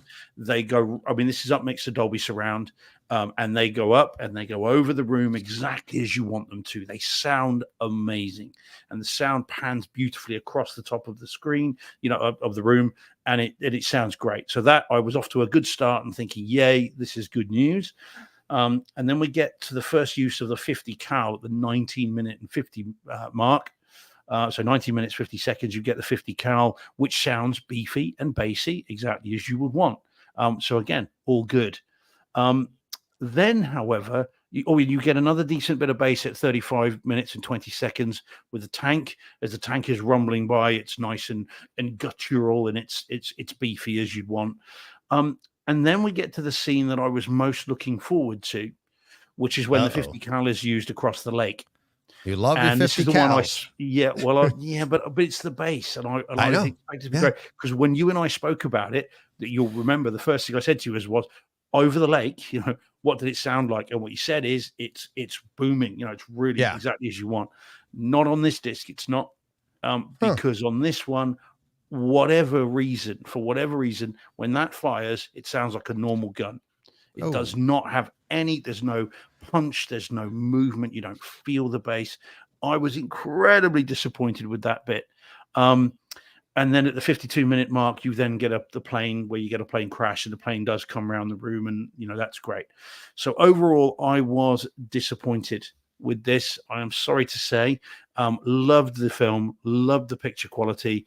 The sound is inconsistent and has problems. It's not as good as it could or should have been, based on what you'd said about the Atmos. Whether they'll do another version, I don't know. I hope they do, because I want the Atmos track. I want it to sound the way you described it. Yeah. And whilst there is some good stuff in it, there's just a number of things that just take away from it. Tempted to buy it because I'm afraid, what if I was wrong? Because usually they're not that far off. And from what you're describing, it doesn't sound like that's what I would have experienced. Well, but you're going from a Dolby True HD 5.1 track up to a Atmos and it was mixed in Atmos. Yeah. It was designed to be heard in Atmos. So this is not the full mix. It's out there. It's got to be coming. They got to come out with a 1 year anniversary edition or something. I want it to, because I love it. That's know. not to say that the audio is bad. It's just not as good as it should have been. That's kind of how I'd put it. Yeah. Can I tease you with something? I had a conversation this weekend. You can run Kaleidoscape over Wi-Fi. I didn't think it was possible. And this wasn't Kaleidoscape telling me this. It was other people. No. And they ran it with Wi-Fi, and it worked. Does it little take slower. 3 weeks to download a film, though? Even if it did, I would just tell you, put your server in the other room and get a bunch on there, and then you can do it. Even if it took like extra time overnight, you'd be fine once you're going. But I did hear that, yes, you can do it with Wi-Fi. So that could answer your problem. As soon as I heard, I actually overheard somebody talking about it, and I kind of like fly on the wall. I was like, I know somebody that could take advantage of that. So that would be good. Okay. Well, I'll hopefully get to discuss that with someone from Kaleidoscape at some point as well. There you go. It's not recommended, and I don't think even Kaleidoscape says. I wonder if Kaleidoscape would even tell you they can do it, because it's wonky, but it will work. And where there's a will, there's a way. And I think that's the situation we had going on that I heard about. So okay, nice. But yeah. Well, I was say, can't you just plug it directly into your router, download a bunch of movies, and then bring it to your server? And I mean, that would require you going into your room, Steve. So I don't know if you want to do that. And the problem is, it's not easy to get behind the rack. Back to the rack again. It's not easy to get behind there and then unplug everything. I mean, I do that for a 4K cable box that I've got for 4K sports, but it would be a lot of messing around. Yeah, most of, like I was saying to Joe in today's show, that if you went to some of these, they've been using Kaleidoscape so long, you go and look at their rack and they like have $100 million in equipment, and it's a Strato S, which is the cheap low terabyte, 6 terabyte system, because that's all they need to travel with. It never goes onto the internet. They load it up and then they take it on the road with them, and they just keep plugging it in and hit the HDMI, and you're off and running. So and it's all in one. You could probably find something like that if you were interested on eBay, and then you just put that in the other room and load it up, let it load up, and then bring it into your room. And if you hook up that Wi-Fi connection, then you start doing your one movie at a time overnight, and then everything would be there. So I mean, like I said, it's like the conversation I heard it truly is that where there's a will, there's a way, and so. Okay. Well, I am definitely intrigued. Because these are the kinds of movies that I want to have in Atmos. I want them early.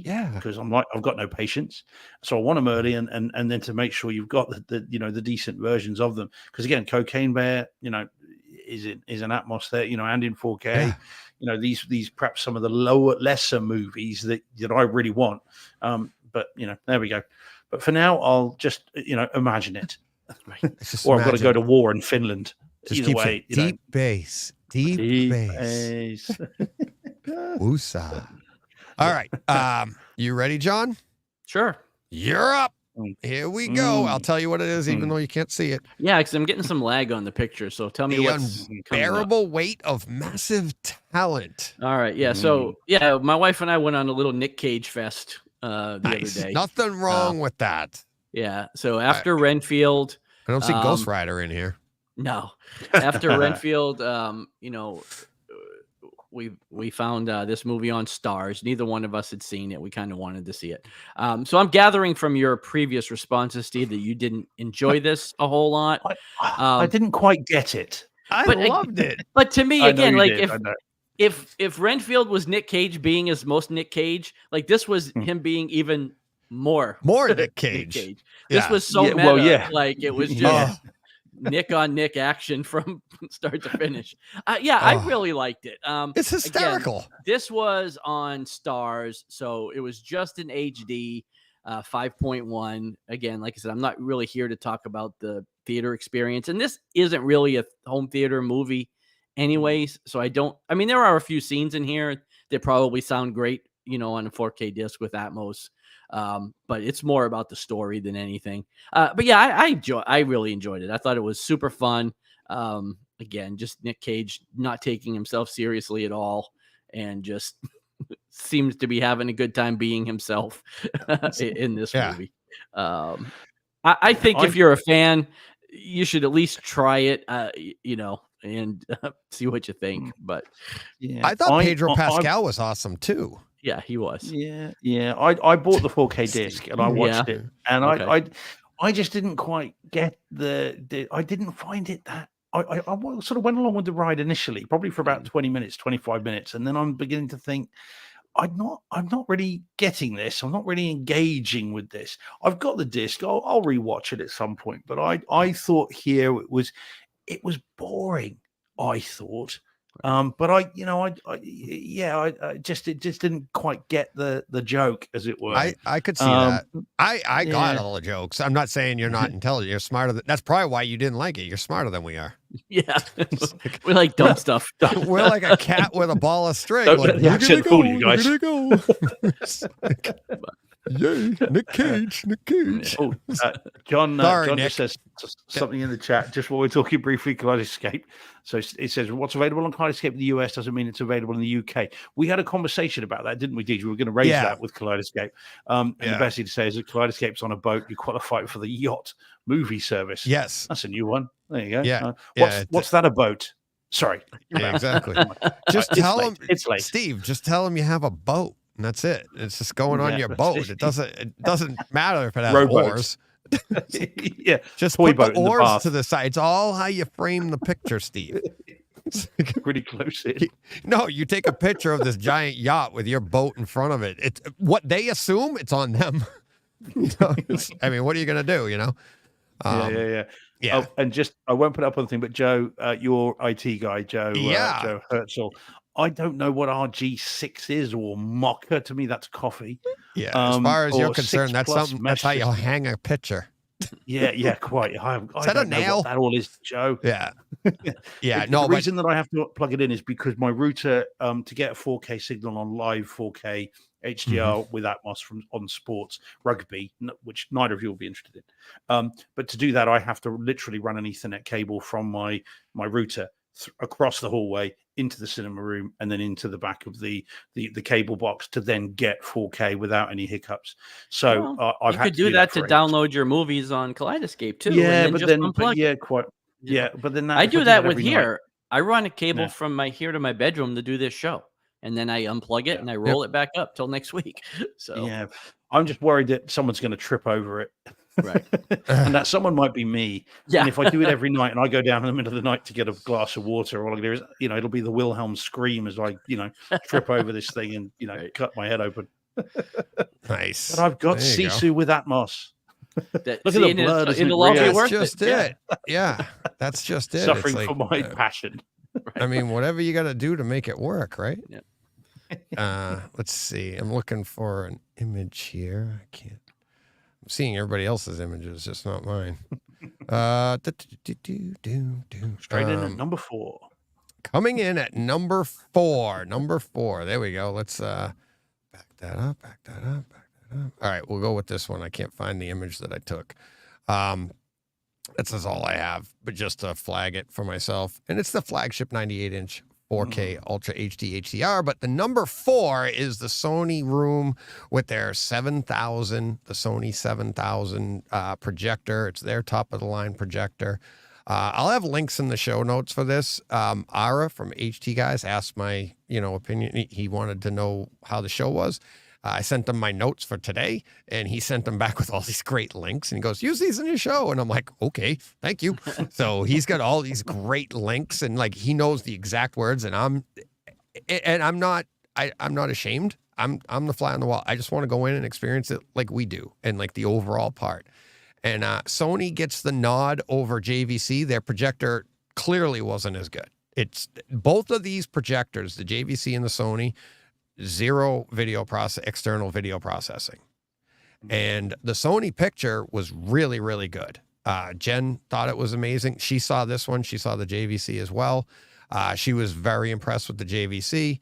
But we walked out of the Sony room and the first thing she said to me, the carpet was so cushy.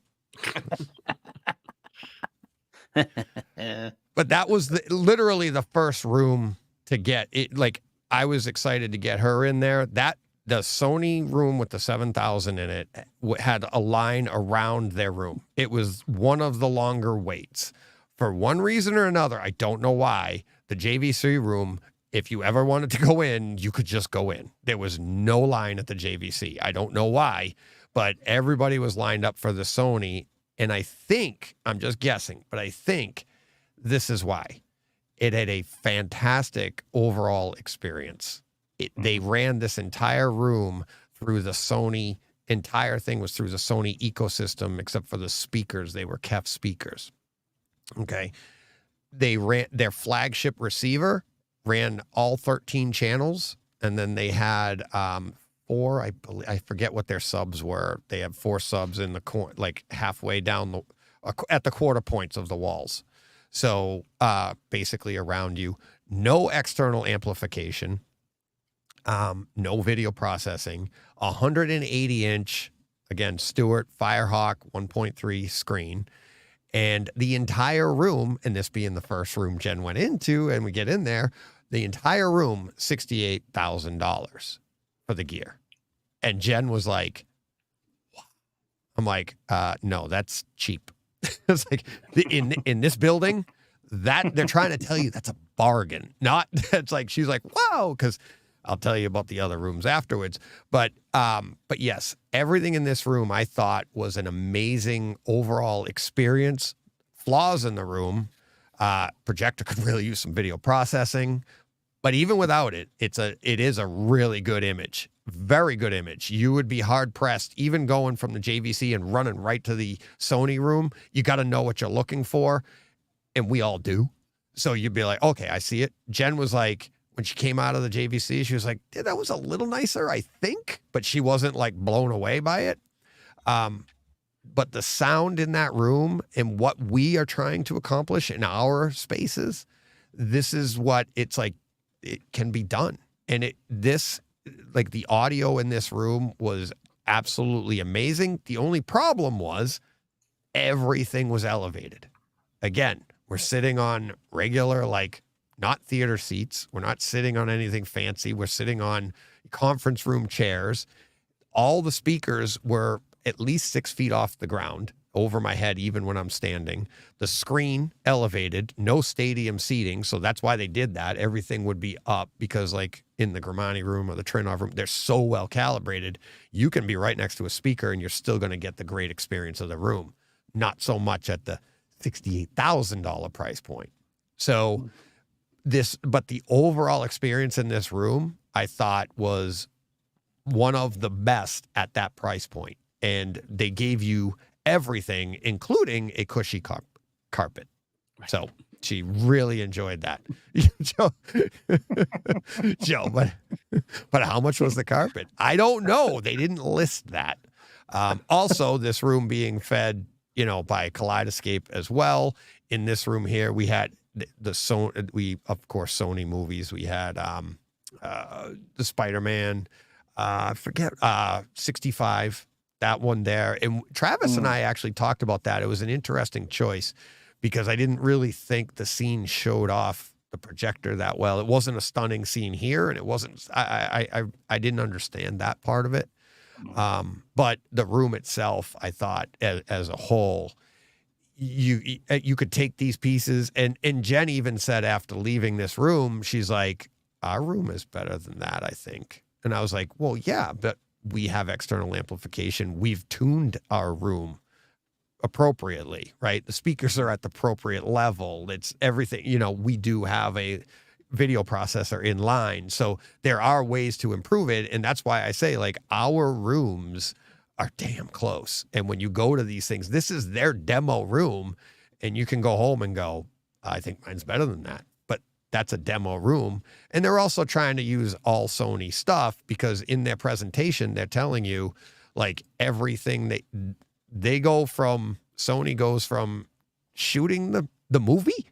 They're involved in that part all the way to the end when we're trying to reproduce it at home. And that's part of their pitch to you. So, but yeah, great overall experience. And that's why I gave them number 4. Any questions? No. Sounds cool. It looks like the menu at PF Chang's. Yeah. It's so funny. I didn't take it. I can't find the pictures. I grabbed a couple inside the room, but again, you probably just would have been looking at the screen and it's looking up, and it's not like you're like, oh, wow, great. The menu instead of that menu. Yeah. All right. Now, who would like to?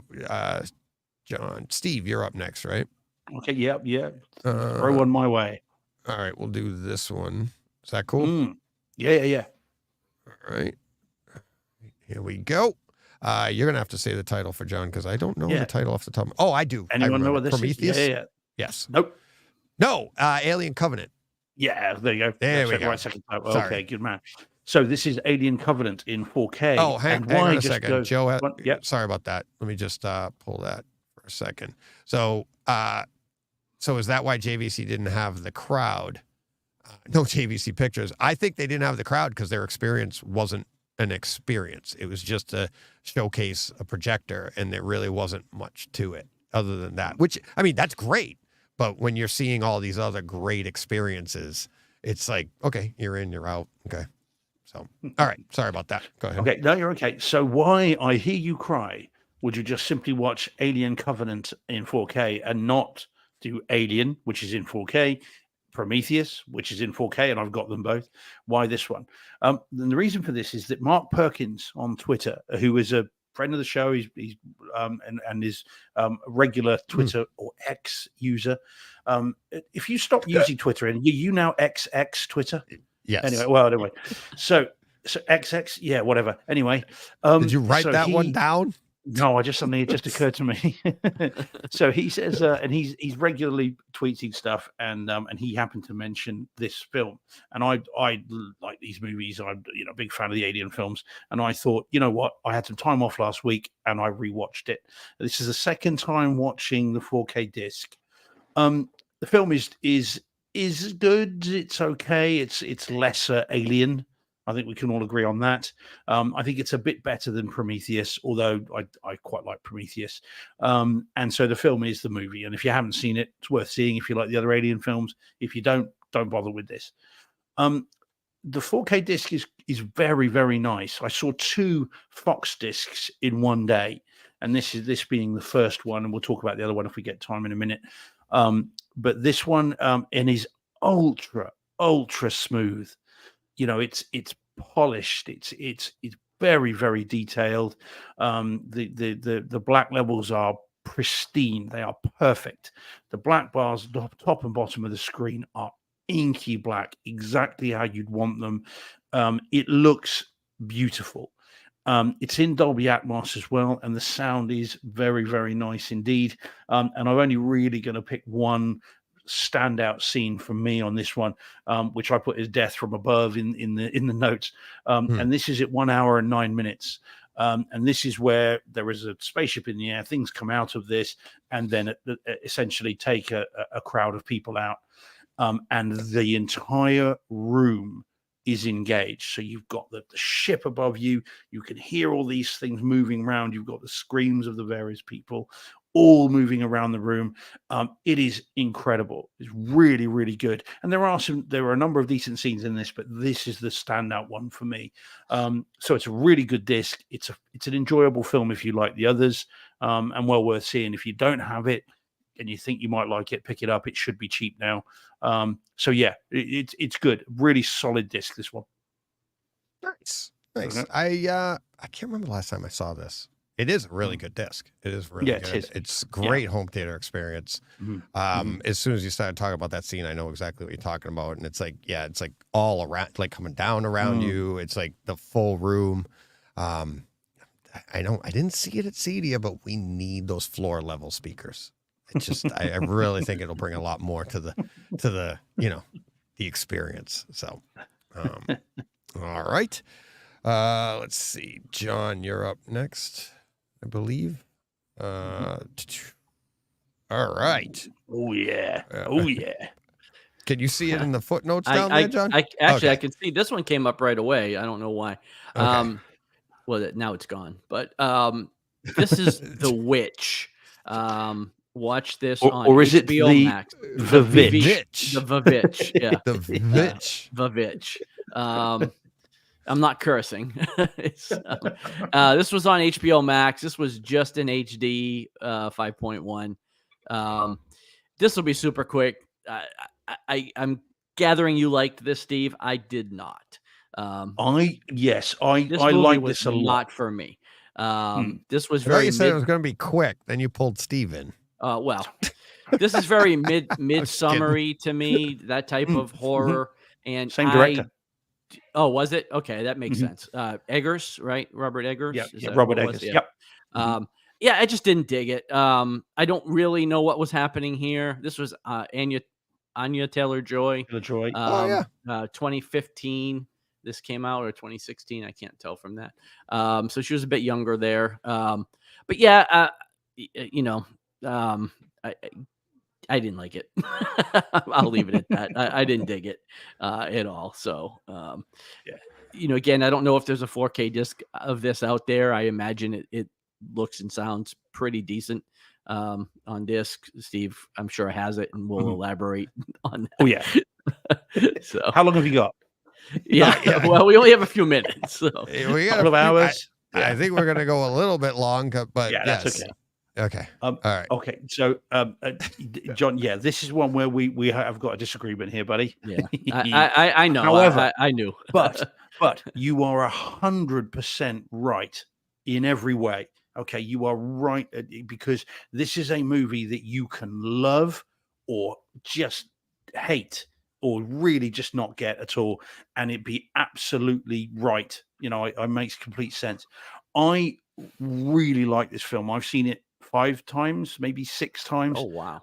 I've had the DVD when it came out. I imported the Blu-ray, sorry, and then the 4K disc as well. I imported it the second it came out. When I first saw this movie, and I'll be quick, Teach. I know. But when I first saw this, I saw it I'm in my good. old cinema room in the old place, and I watched it the very first time with headphones on. And the relevance of that is I watched it in the early hours of the morning. Didn't want to disturb anyone else in the house, and so I had headphones on. And there is a scene towards the end where, again, I won't spoil it, where something talks. And the thing that is talking should not be able to talk. And the voice in these headphones came from behind me. And I genuinely felt like maybe I was losing my mind. And it so unsettled me. I genuinely was creeped out by this voice of this thing that shouldn't be able to talk. And I was just really creeped out by it for days afterwards. I was thinking about it. Funny. It just was really effective. Now, having seen it a number of times, the second time I saw it, that didn't happen because That I was wasn't pretty using nice headphones. even on the stream though. Yeah. I know exactly what you're talking about. Yeah, And but I yeah, didn't it have was headphones on. definitely behind you. Yeah. It came through even with the stream, and it was creepy. But maybe not. Yeah, so as so I same as so the I, I headphones, found but- it really unsettling, and I like the dialogue. I like the fact that it's old fashioned dialogue, that it's delivered in a way that is, and of course Robert Eggers, of course, yeah. So you've got the difference between the way in which that was done, the way it was put forward, and I just found the whole thing unsettling. And I really like this film. But again, as I say, I 100% get it that people were like, what a load of absolute crap, because it's absolutely right.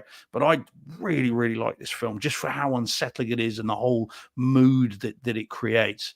But yeah, I get it. Have you seen it, Deej? No. No. I haven't even heard of it. I'm like, I mean, you wouldn't I like it. I don't like think that you they would have like it. Yeah. Tom Brady on the cover here on the cover Yeah. art. But The goat. I'm just trying to. check, that was my it- contribution to the Yeah. Vitch. Let me The just Vavitch. I'm just checking that I am right before I say this and make an idiot. Yeah. So of course Robert Eggers, the director of this, directed The Northman. Okay. So of course it's that unsettling kind of atmosphere, and of course you weren't a big fan of that, were you initially? I and wasn't, but on second, third Viewing. viewings, I like it more. But the parts that I didn't like, I still don't really like. Yeah. You know, Well, I think there's a through line to it. I think there's a through line with movies like this, and that this kind of this atmosphere it creates. But I really do like how off kilter this movie is. It is like Sleepy Hollow. Sleepy Hollow is the Hollywood version of this. right. You know, but the same sort of kind of off kilter sort of setup to it. But yeah, I it's my kind of movie. And again, Midsummer, same sort of thing. But as I said, I completely get it as to why someone would think it's crap. But but yeah, perhaps not one for you then, Deej. John is the guy to listen to on that. Yeah, I don't think you'll dig it. Yeah, no, fair play. So Jordan Carpenter in the chat again. I'll get a bit of backup from Jordan. So he loves the second sight 4K disc for the Vavitch, which included a new scan approved by the director and an excellent horror film, though understandably divisive. Absolutely, Jordan's completely right. Although the 4K US disc is awesome if you like the movie. I mean, I can see where the disc would be good, especially what that scene you're talking about is probably really good. Such a strange thing. I won't be picking it up. So No, I'll take your word for it. If John didn't like it, what are the hopes for me? Yeah. All right. Let's see. What do we got coming up here? We're on number three, correct? Yeah. All right. Let me find this image here. Should be pretty easy. Where's my boy? Is number 3 the hotel room? No. I hate this. All right, back to the library here. Hold music in the meantime. Please hold. The call is important to us. I'll have this more streamlined tomorrow, I promise. Well, not tomorrow, next week. Where did he go? Well, anyways, before I get the what's that? The Girl from Ipanema, is that the Muzak of choice? I'm getting close. There he is. So honestly, the reason I need to do this is so that when I mark it to make timestamps, I need to know when we start. So, number 3, SVS pulls in at number 3, and I've told a few people this ahead of time, and they're like, "Really?" With all of the rooms in there, and it's like, why SVS? And I was like, Larry. You'll see in my notes, Larry! ! I just couldn't wait to sit through a Larry demo experience, and his performance, and I truly say performance, is like unmatched to me at CEDIA. I could say I know Larry, but I've literally met him like twice on the stream. But we totally hit it. He gets paid to do exactly what I just love to do. That's probably why I'd never get paid for it. They'd be like, do this. Okay, I'm already doing it. But he knows his stamps. He knows everything. Every time he's been on and we speak, it's like he just boom, this. Like he knows timestamps. Oh, this is a great scene. The Atmos does it because that's what he does every day, all day. I saw him on Saturday towards the end of his day. He just had to leave the room. Nick had to take over. He couldn't talk anymore. Because this is what he does for 8 hours all day long, 9 to 5. And he just sits there and tells you scene after scene. And if you look, I'll zoom in here. They don't have a kaleidoscope, okay? And I've been telling them, I'm like, you got to get a kaleidoscope because it would make your job so much easier because you could just pull up your scene. You cultivate, you make a script and just let it go. And this right here he has a little, DVD folder. And he just pulls them out and puts them in. Now, I've been telling him and telling Nick, I'm like, get Larry a kaleidoscope. And I'm not saying that to sell a kaleidoscope. I don't sell anything. I don't get anything out. But I thought it would make his job easier. I was wrong. He is so damn... I came out of there and Nick's like, so what did you think? I go, you don't need it. Don't get a kaleidoscope. I'm like, he's awesome. He has it all. It's like perfectly choreographed. He goes and he grabs his disc and he puts it in, and while he's talking to you, he's not even looking, he's just fast forwarding to the scene. He gets to the scene and he goes, and here you're going to see it's like he's a savant for this. It's awesome. I was just like, never mind the PB16 Ultras that rocked this place, which the Bang & Olufsen's right next door, and they're trying to compete with Larry's Ultras. Kind of losing battle there for them. No roof. But like I said earlier, it was an awesome overall experience in this room that didn't even have a roof. They have a couple of, you can't see it in the picture here, but they have a couple of elevation up high on the side walls. And he would play Atmos scenes and they went over your head. So again, everybody, don't panic because you're not dead on at where your Atmos speakers need to be. You don't even need a damn roof, apparently. So it was stunning. I knew I wanted to meet him. I knew I wanted to experience his demo. but I was not prepared for how entertaining he was, how great everything performed. I wasn't surprised that that's what I have in my room right now. I wasn't surprised at that. I was surprised at the environment that they performed so well in is what really was like, there's literally no roof. And you're like, holy crap. And again, they don't have a giant projector or anything, but you're there to hear the sound. And I'm telling you, if you get an opportunity to see an SVS demo, you just go and watch Larry dance. That's the best part. And it's like the way he presents, he does concert videos, he does movie scenes. And I don't want him to get a Kaleidoscape. I think it would ruin his rhythm. I think he's awesome at what he does. And that's why he cracked the top 3, SVS, Larry cracked the top 3. So, and I mean, obviously if their systems were crap, it wouldn't make a difference, but it's the overall package. It was awesome. Awesome experience. So that's why they're number 3. So any questions?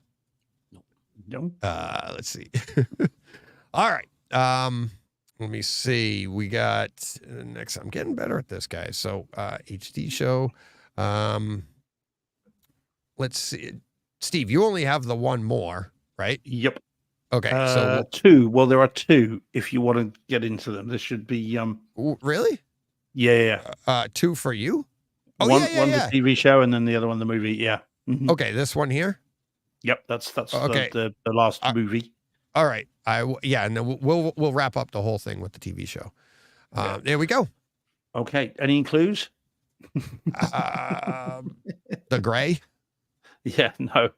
I know. This is the Revenant in 4K. Oh yeah, that's right. UHD. Yeah. It's okay. It's got moving menus and none of them make much sense. So this is the best I could do. Right. So one word, really, fellas. I mean, it's 4K disc. It's one of the first 4K discs I bought, I think, and from the people on Twitter, pretty much everybody's one of their first 4K discs they bought. So 4K, not in Atmos, but it is DTS HD 7.1 MA, which is unusual. One word, reference. Yeah. It's if it wasn't such a difficult movie, like, you know what I mean? Gore, you're like, it would be like, got to see it multiple times every year or something like that. But I can't remember the last time I saw it. I love them. Yeah, I love the movie. I mean, I know it. I mean, and bearing in mind, we know that lots of this stuff was done for real. They really did eat this. I mean, DiCaprio did eat, whale liver, and he did, and the cold that they're going through. This is real. This is not it's like The Grey. Actually, it's very, it was filmed in the wild, in natural light. They put these people through hell for this. But the movie's fantastic. I think I really like it. Again, nature in this is red in tooth and claw. It's a very brutal movie, and it's hard to watch. A lot of stuff happens, but I happen to love it. It's such a good movie. The image quality is transcendent. It is constantly 3D. It is beautiful. And I'm not sure I could find a single shot, let alone a scene, out of place. I mean, this is the kind of movie you say to people, what does 4K look like? Check this out. You can just chuck it on and let them watch it and be very glad they're in a warm room rather than in the cold of British Columbia or wherever it was. So it looks tremendous. It sounds really, really good. Bear in mind, you're up next to Neural X, but it's very, very nice indeed. And one bit that I really wanted to, by the way, I did have to goose the volume a little bit higher than I normally did. Okay. This is the second time I watched my 4K disc, and I had to put it a little higher than I normally do. Not by much, but a little bit, a couple of dB just to give it a bit more oomph. But there are scenes in this where a camera glides through a forest, and you can hear the wind and hear the trees creaking and cracking as the camera glides through them. And you've got gunshots and you've got everything else. But there's one particular scene which is fantastic. And I've got this here at the 1 hour and 31 minute mark, not to mean there's nothing before that, but this particular one is where a character goes across a room, goes up some stairs, and the camera stays in place. So the character goes across the room, goes up some stairs, goes across over the top, gets something, comes back across and down, and the camera doesn't move, but you know exactly where the person is going because of where they move in the overhead speakers. And so they go to front left, up and over to rear right, and then go back over to front left, down again, right in front of the screen. And it's awesome. And it's done in really subtly. There's no music. It's just sound, and it's fantastic. This is, again, as Jordan said in the chat, it is an must-own 4K disc. I can't quite get why someone wouldn't own this. It's a must-own. It really is awesome. Presumably, have you both got it? Yeah, oh yeah. I was going to say. Yeah, I mean, it's just tremendous. Have you seen it recently?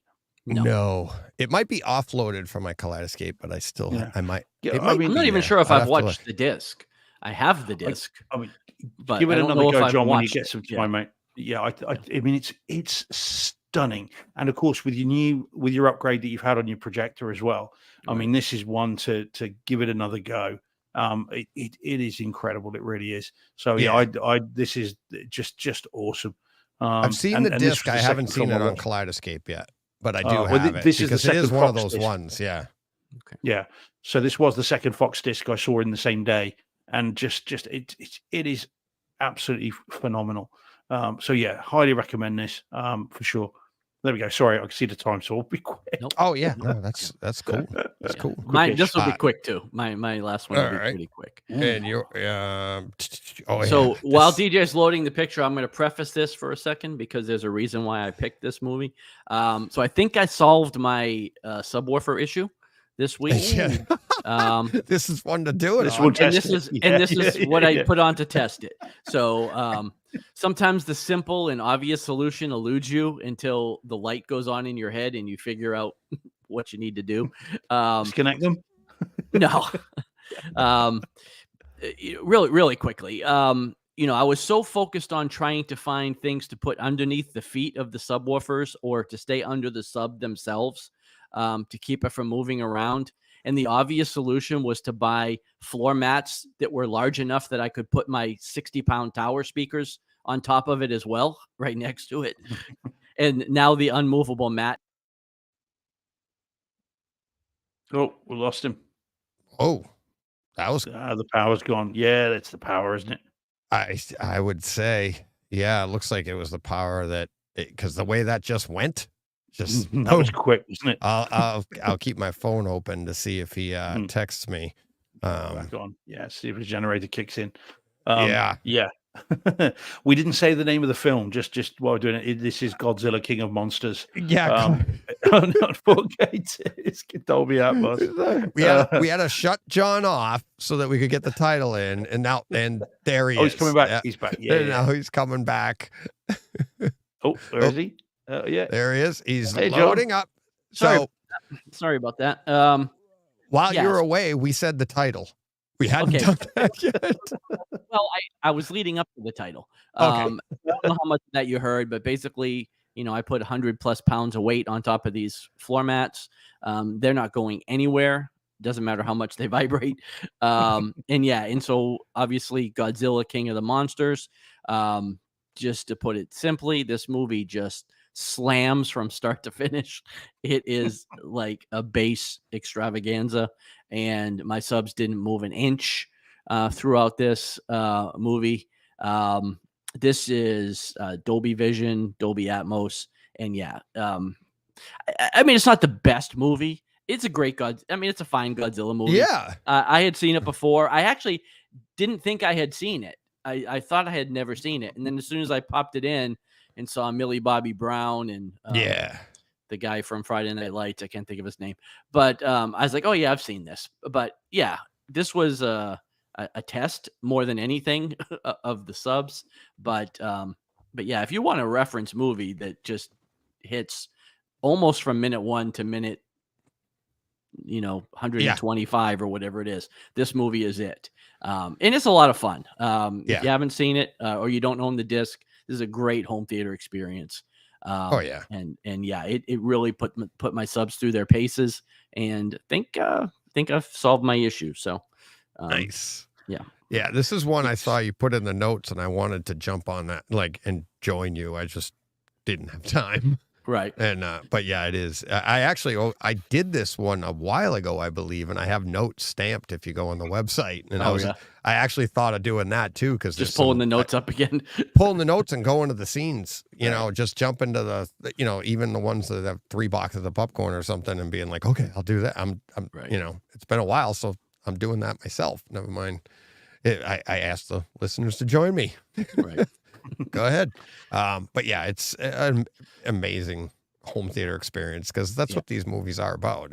Bigger is better, right? Yeah. So It's I thought you put it in the notes. For again, Jordan Carter there said as a huge Godzilla fan, he's excited for the upcoming Yeah, me Godzilla too. Apple series. So I thought Yeah. maybe that's why you put it on. But then I thought, well, you're going to want to watch them all in the build up to the series.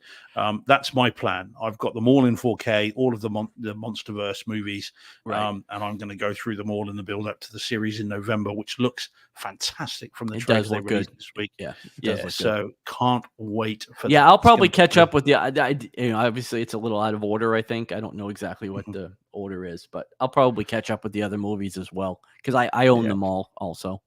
Quite. So you've got Godzilla, then it's King of Monsters, then you've got Skull Island, then Right, you've and got then Godzilla versus Kong, Kong. and absolutely, yeah. So Actually, I might not own Godzilla. I'll have to check, but I do own it's the a others. great disc. It's a Is it? really, really good disc. Yeah, Godzilla Okay. 2014 is Yeah. the opening bit where the moth thing creatures escape is Right. is talk about a base demo scene.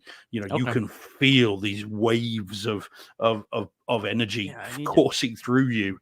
It's check. really, really good. Don't Yeah, think I I think have that's that one, but yeah, it's not as bassy throughout as King of Monsters, but I think that was wasn't that the last one to get the 4K in Atmos? Because I reviewed that one without Atmos, Yes. and it was awesome. Yeah, it was. Yeah. And then it got it like right when, was it King of the Monsters that came out, or Godzilla versus Kong? I think anything that didn't, or they all got it just before that came out that March. yeah, I don't have it. Yeah. It was awesome.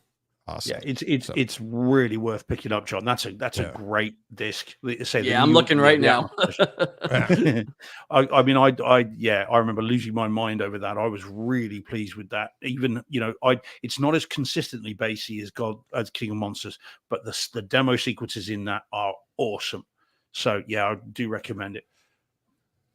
All Right, right. come on, Dave, give us number 2. Number 2 coming in hot. It's actually 1B. It's the Trinov room.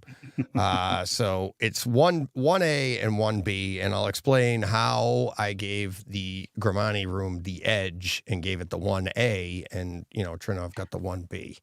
But let's talk about the Trinov room. Custom built room in Italy, perfectly curated home theater experience, 24 subs, 12 at the front, like 6 across, stacked on top of each other, 6 across, stacked on top of each other at the back.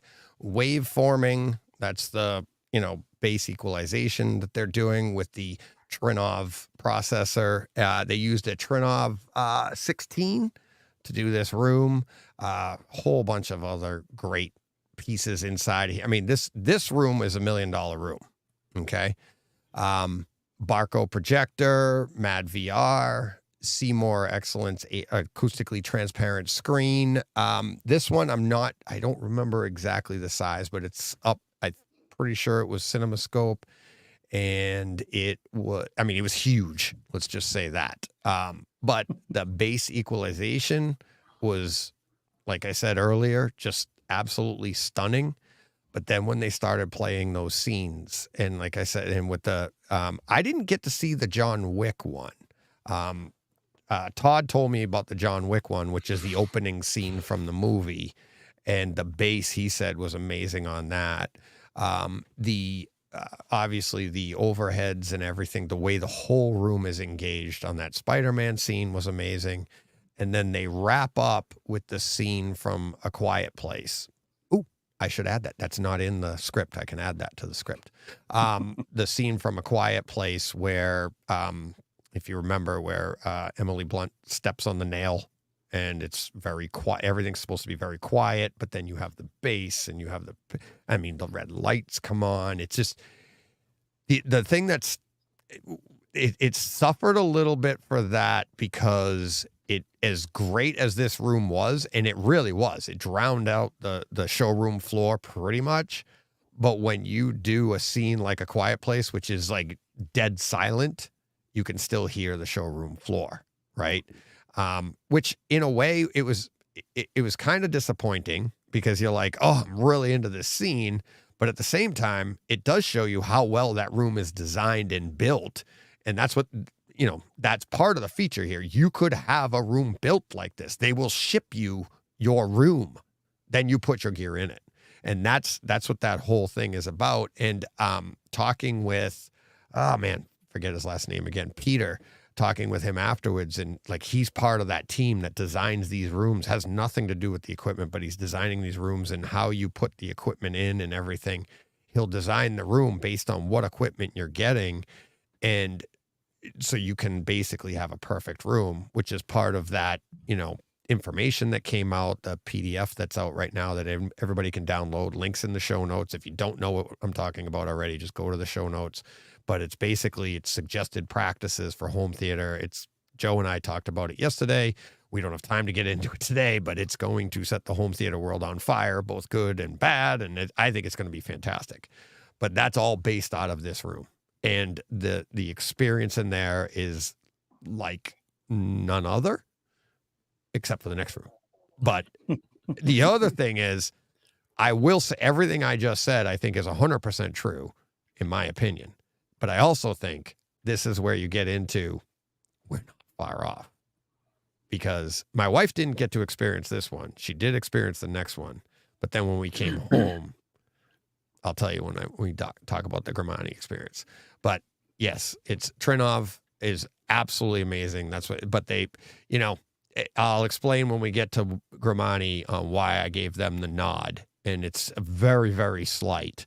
But I think I'm hoping, listeners will understand what I'm looking at here, especially from this podcast point of view. So, all right. What else do we have next for you guys? We have just the last one. Yeah. Mm-hmm. Just the last one, right? Yeah. The show. Mm-hmm. Yep. Okay. Mm-hmm. All right. Let's get to it. Steve is super excited about this. He wanted to do the show last, Wednesday morning? Yep. Oh, yeah. He's like, John and I woke up to messages like, guys, wake up. Tell me what you thought. And we're like, What? Exactly. Oh, yeah. So we are talking Ahsoka. Yeah, episode 4 specifically. Yeah. Yes. Season 1, episode 4, part 4. It says, which is a bit odd. But there we go. That's just this. I just realized that that's what it says. Okay, so very, very, very, very quickly-ish. So up until now, I have enjoyed most of the Star Wars shows on Disney Plus. I wasn't big on Andor. I didn't particularly like that. I appreciate I'm in a minority of probably one, but I didn't particularly like Andor. I got very bored with that and didn't enjoy it. The others I enjoyed. The high point for me, end of season 2, last episode of The Mandalorian, when who turns up, and it's very, very cool. That was the Star Wars TV show high point for me until this episode. Now, I'm looking forward to seeing what you two think, because I put out on Twitter that to me, this episode seems to have taken a jump in video and audio quality, which was noticeable and I think dramatic. And I've had people on Twitter say, I agree. And I've had people on Twitter say, was it though? So I'll be interested to see what you two think. I was blown away by this. The story was really, really good. Not going to give anything away, but the image quality first. The spaceships, the ships involved in this looked 3-dimensional. The space just looked suddenly like we've gone from a TV show to a full-blown movie. And whilst I didn't particularly like Andor, I think some of this looked like Rogue One. Some of the spaceship battles looked as detailed as the craft in Rogue One. And I was very, very impressed with that. Then we get the audio.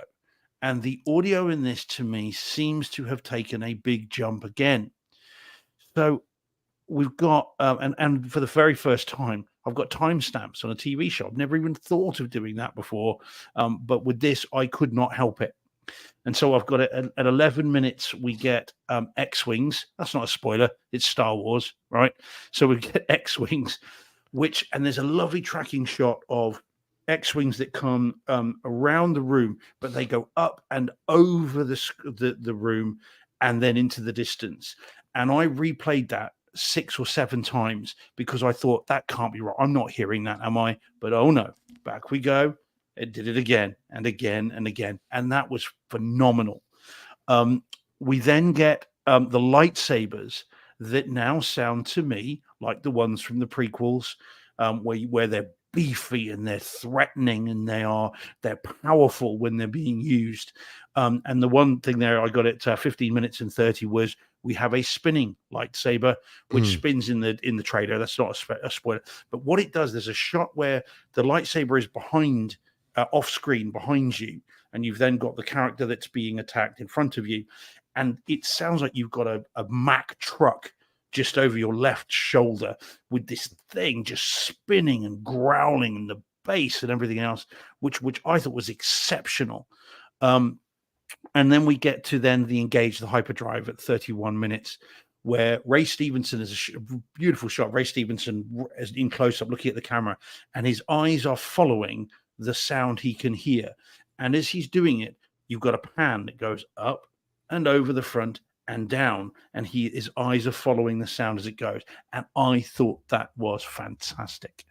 And then, of course, you get the very cool ending, which I'm not going to spoil. But for those, I mean, I have seen quite a bit of Clone Wars. Never finished the series, but I've seen a lot of it. And the thing that he says when he says it was very cool indeed. It's like he said the thing. So it was very cool. I thought this episode was fantastic. And so tell me, guys, am I right or am I wrong in terms of the quality? First and foremost, is it different or is it me? I think it's a little you. I was going to. So can I? I agree with it. Well, I was saying I agree with too. everything you said, but I felt like it's been that all along. Yep. Thank you. So Steve, let me offer a suggestion. I think this is the first time you're like 100% engaged in the story, and the story is now enhancing your home theater experience. Because like when we texted, I said, remember like the first like opening episode of this, I was like, my remote is lighting up, which rarely ever happens on a stream, right? So that means the bass is vibrating like crazy. We're getting great bass. I thought the picture was awesome. Some of the descriptions you're giving me when we were talking about, I think it was Obi-Wan or maybe Mandalorian season 3, you're like, DJ, if you're paying attention to that, are you paying attention to the story? And you didn't like the story then, but you were paying attention. Well, so Obi-Wan much I did. Obi-Wan I did with Andor. Yeah. Right. But there was an X-Wing scene that I was like the way, and I remember distinctly talking about the battle and the lasers and how good it looked and then how good the backdrop was and the different grades of black in space that they put in just for a depth when in space you wouldn't have that. And I was so excited like you just were. And then you go, but really, DJ, because if you're paying attention to that, are you paying attention to the story? And I'm like, it's a space battle. What am I missing? Right. But it's that enthusiasm that I think because you're invested in the story, you're like, look at all this great stuff. And like John and I are like, it's been there. Because I do feel like this entire season is elevated, but I also feel that from Mandalorian season 1 to now, each episode, each season of these series have been elevated. They're really, and we talked about it before, the three of us, about the volume, and they're figuring that out, and the depth of field and all that, and their gray scales, if you will. But I really think I think the biggest thing is you're just really invested in that story. Does that sound like it? Could be a possibility. It could be, but I've watched the first 3, and I've seen those twice, in fact. And I haven't. And there's lightsaber battles in there. There's a lightsaber battle at the very first episode, and none of it seemed to have the presence of the lightsabers in this. None of them seem to have the bass sort of pumping that this seemed to have. It felt like someone had just gone, do you know what? Let's make this cinematic. Let's stop the TV stuff. Yeah. Let's make it cinematic. Let's just flick a switch and make this as epic as we can. Yeah. That's how it felt to me. And I get it. It could well be perception. It could also be both John and I, because like the Steve George alarm clock alerted us to this, and we were like, I do to people, you overhype them, that like by the time we came to the ending, even the ending, I was like, okay, because I know the series. I know what the ending was. There's a lot of people talking about how shocking that is, and I'm like, it's really not. But I was waiting for something that was even grander, and maybe that's why John and I are like, because of that hype was there, which I don't blame you. I'm happy you were really excited, because I love hearing you talk like me. Like over the top and ridiculous about like, but the lightsabers were going whooshy. So, but no, it is. I think the entire series is like this, and it's like, and when you go back to my comments in the other weeks, I was saying as much. So it's like, yeah, it'd be interesting. I'm glad to see you're on tonight. board. It'd be interesting to see tonight's episode, because it is being released in theaters. At least across the U.S. I had a chance for passes for that, and I couldn't. Yeah. The closest one to me is an hour away at 8 p.m. So I would have had to be like, I'm never making. Well, it and now, I don't know what right? they're doing. Like, are they doing all 5 because like I'm not investing in for 28 minutes. You know, I have a feeling it's probably another hour long. Yeah, it's probably closer to an hour long episode. Maybe I hope. so, but you know, I'm not going in all in on that for 28 to 30 minutes. You drive an hour and sit down and be like, 2 pieces of popcorn, you got to get up and go. Right. So, but yeah, no. So I like I said, I don't know. I'm 100% could well be perception, but goodness me, this episode was good. Oh, it was great. I agree. It is. Yeah. I'll be demoing this. This would be a rare Disney Plus demo scene. You know, if someone says, "What are these Star Wars shows like?" This is the episode that I would put on. It's only 28 minutes again, my favorite number at the moment with TV show episodes. And then just let this ride, because it was great. So very impressed. John's just put this in the chat. I don't mean this in a self-serving kind of way, but I think it's something. So Steve says, John Thompson says, Steve, it might be your system's good enough to resolve the difference, while perhaps others aren't up to it. Well, anything's variable though, isn't it? But he says a lot more money was spent on this than on other series in the post. Now, what we know from John is he has some knowledge about this, doesn't he? So if he says this is a series where a lot of money's been thrown at it, I 100% accept that, because he is someone who would know. So and certainly whether it's other episodes or not, this does seem a leap above the others, and they are beginning to either they're doing it for a more cost-effective price, or they are just throwing money at this. But it does seem as though these are getting more and more cinematic. And you go back to shot 1 of episode 1 of The Mandalorian. You know, we talked about the image quality and the gray scale of it, but look how low rent that was. A little bit of kind of ice in there compared to where we're at now, and what a journey we've been on. Yeah, it's a different galaxy. So yeah, very cool. Really, really impressed with this. I hope the rest is just as good. That will be cool. Yeah, we'll see. Yeah, I'd hate to see you come down off this high. Yeah, next week I'll be like, oh, what a load of crap. Yeah. And you've done that. So tune in. Part 2. Tune in. Yeah, exactly. So, all right, let's get to my my number 1, and it's obviously it's the Grimani room, Anthony Grimani, Storm Audio, Seymour Excellence, row 1 seating. As I said before, the second row of seats, Jen wants them.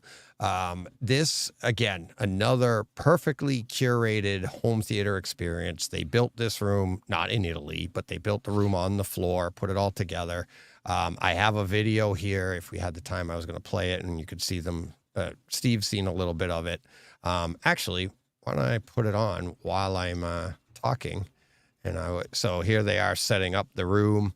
And yeah, they got the barcode. They got basically it's the same projector that's in the other that's in the Trinov room. Okay.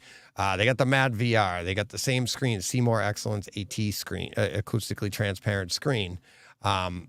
As this plays, you'll see, why isn't this playing now? That's weird. Play. This screen that you're seeing up here is supposed to, come on. Why isn't it moving? Anyways, 4-way masking, but they didn't have it in the room because there was an issue with the power to it. Because of everybody running, there it goes. Everybody running all this power on the floor, they were tripping breakers, so they stopped it. But this screen, $68,000 screen, and it can do all 4-way masking. It looks amazing. And their demo was supposed to have all different scenes from different movies. And when you switch the movie, it would see how it's moving here on YouTube. If you're watching on YouTube, you'll see it opening up and closing. So that was amazing, but it wasn't really part of the experience. I just happened to know because I have this video beforehand. But then you get into the aspect of everything is over Ethernet. Okay, Cat 6 connections for everything in the rack except for the HDMI from the Kaleidoscape to the Storm audio processor. Out of that, you go, everything's Cat 6 into a subwoofer for each of these an amplifier for each of these speakers, and then it maps it around the room. So that's the experience you get. It was as good as the Trinov room. And we were talking, we're like, I don't have that kind of, I can't hear a difference between these two. They were both absolutely amazing rooms. Like I said, with the Top Gun Maverick, and then they had a train scene at the beginning where the image was, everybody was like talking about the train scene and how good it looked. And then you had the scene in between the opening scene of the train and Maverick was the Mission Impossible Fallout scene. And it's the way the room moved, everything. It was awesome. Okay.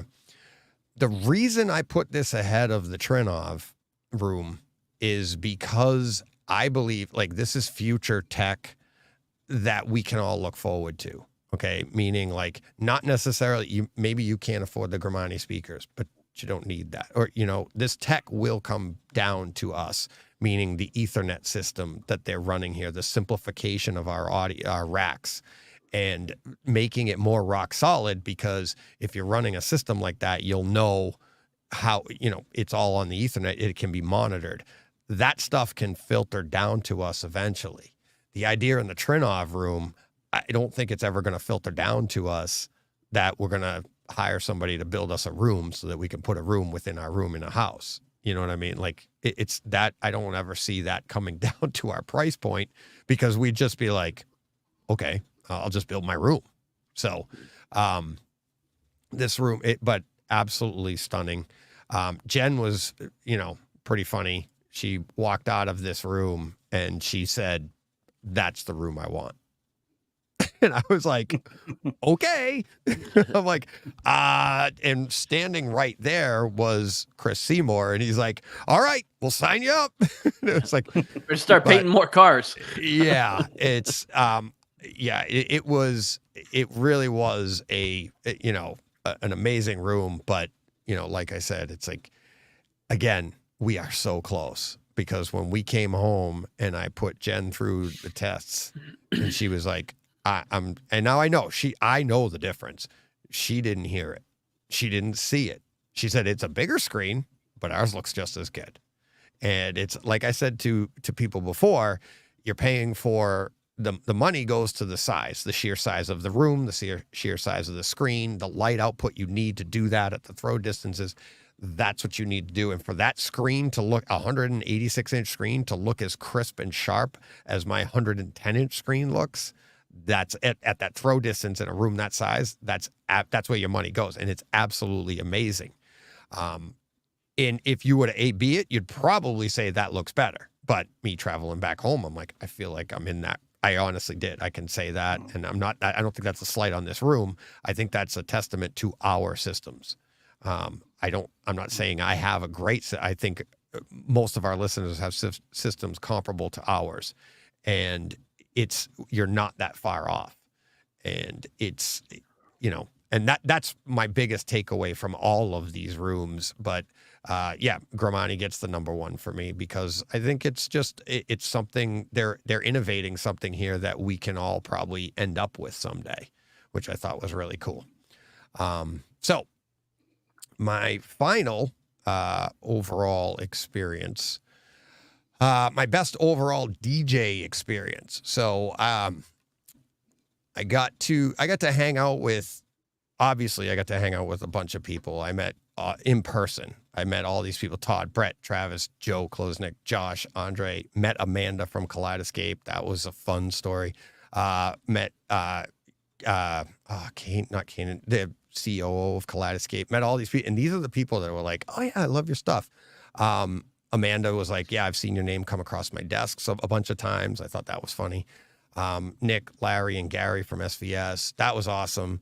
Met and chatted with people that I'm like, Anthony Gramani, Chris Seymour, Evan, COO of Seymour AV, Paul Muto, like I talked about earlier. And then, of course, met Youthman, Giles, and you're just blown away. And it's like all of this. But day one, if you saw that, I don't know if you guys heard it in the live stream, but I played maybe that video, or I went behind it, or somebody, I don't know if I tweeted it out. But in that system, in the Gramani system, I'm behind the screen and I'm trying to get that video. And if you hear in the video, you hear somebody come up behind me and go, "Don't touch anything." And you can barely hear it because it's farther away. Well, that was Joe Klosnick, right? Travis, who's like kind of working that room, doing all the stuff, all the PR stuff for them, shooting their videos. He's allowing me to go back there, and he was like, "We're looking at all this stuff." And Travis, we both turn around and we laugh, and we all, we meet and shake hands, and they're like, "Oh, fine." This is my first time meeting Joe in person. And then Joe and like, this was Mike and, Johnny Speakers and Omar meeting. Thanks guys. I got to witness it in person, and okay. That was pretty cool.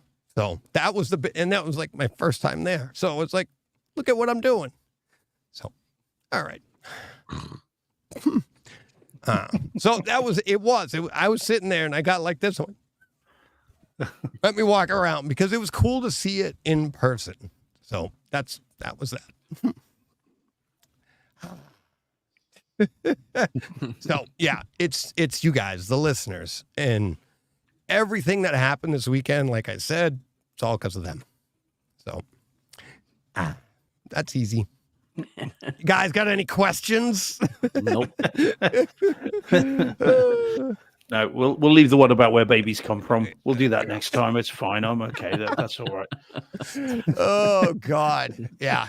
So yeah, that was the only emotional experience. Even seeing the Rocky Mountains, I've seen them before. No. I thought you meant the Rocky Mountain Express, but no, not that one. No, One of the not demos. that one. Yeah. So, yeah. So yeah, that it was, like I said, that's really, really cool. And honestly, the reason, I mean, it shocked me. I was like, because I was like, guys, the way they were like, oh, and because they said to each other, I'm like, "Oh, I've heard you on the podcast. I've been following you. Oh, thank you very." And I'm sitting there going, "Are you kidding me?" I'm like, that was just overwhelming, as you can tell. Yeah. So, but yeah, so that was that. That was my trip to CEDIA. And that was our week. So, anything else, guys? No. No, I think that's our lot for this week. All right. Thank you to Joe. This will be going in my new theater. Joe Klosnick got me this he did Anthony Gramani's class. He got me an autographed Gramani hat. Nice. That was pretty cool. So thank you for that. That will be going on one of the shelves around my new theater. Yeah. So thank you to everybody for the support. Thank you for everything. Patreon, all of that. There will be a new Patreon video going up for the Patreon supporters. So it was supposed to be up before the show, but it didn't load in time. So I'll check on that now. And yeah, rate, review, subscribe. John, anything else they can do for us? Patreon.com. There you go. There you go. Boxes of popcorn at the website. We've been going way too long. Yep. Steve's up way too late. John's getting hungry. Do you guys want to say it for real? Or do you want me to hit the buttons? Hit the buttons. Hit the buttons. Go push play. What he said. And we're out. I think. Are we done?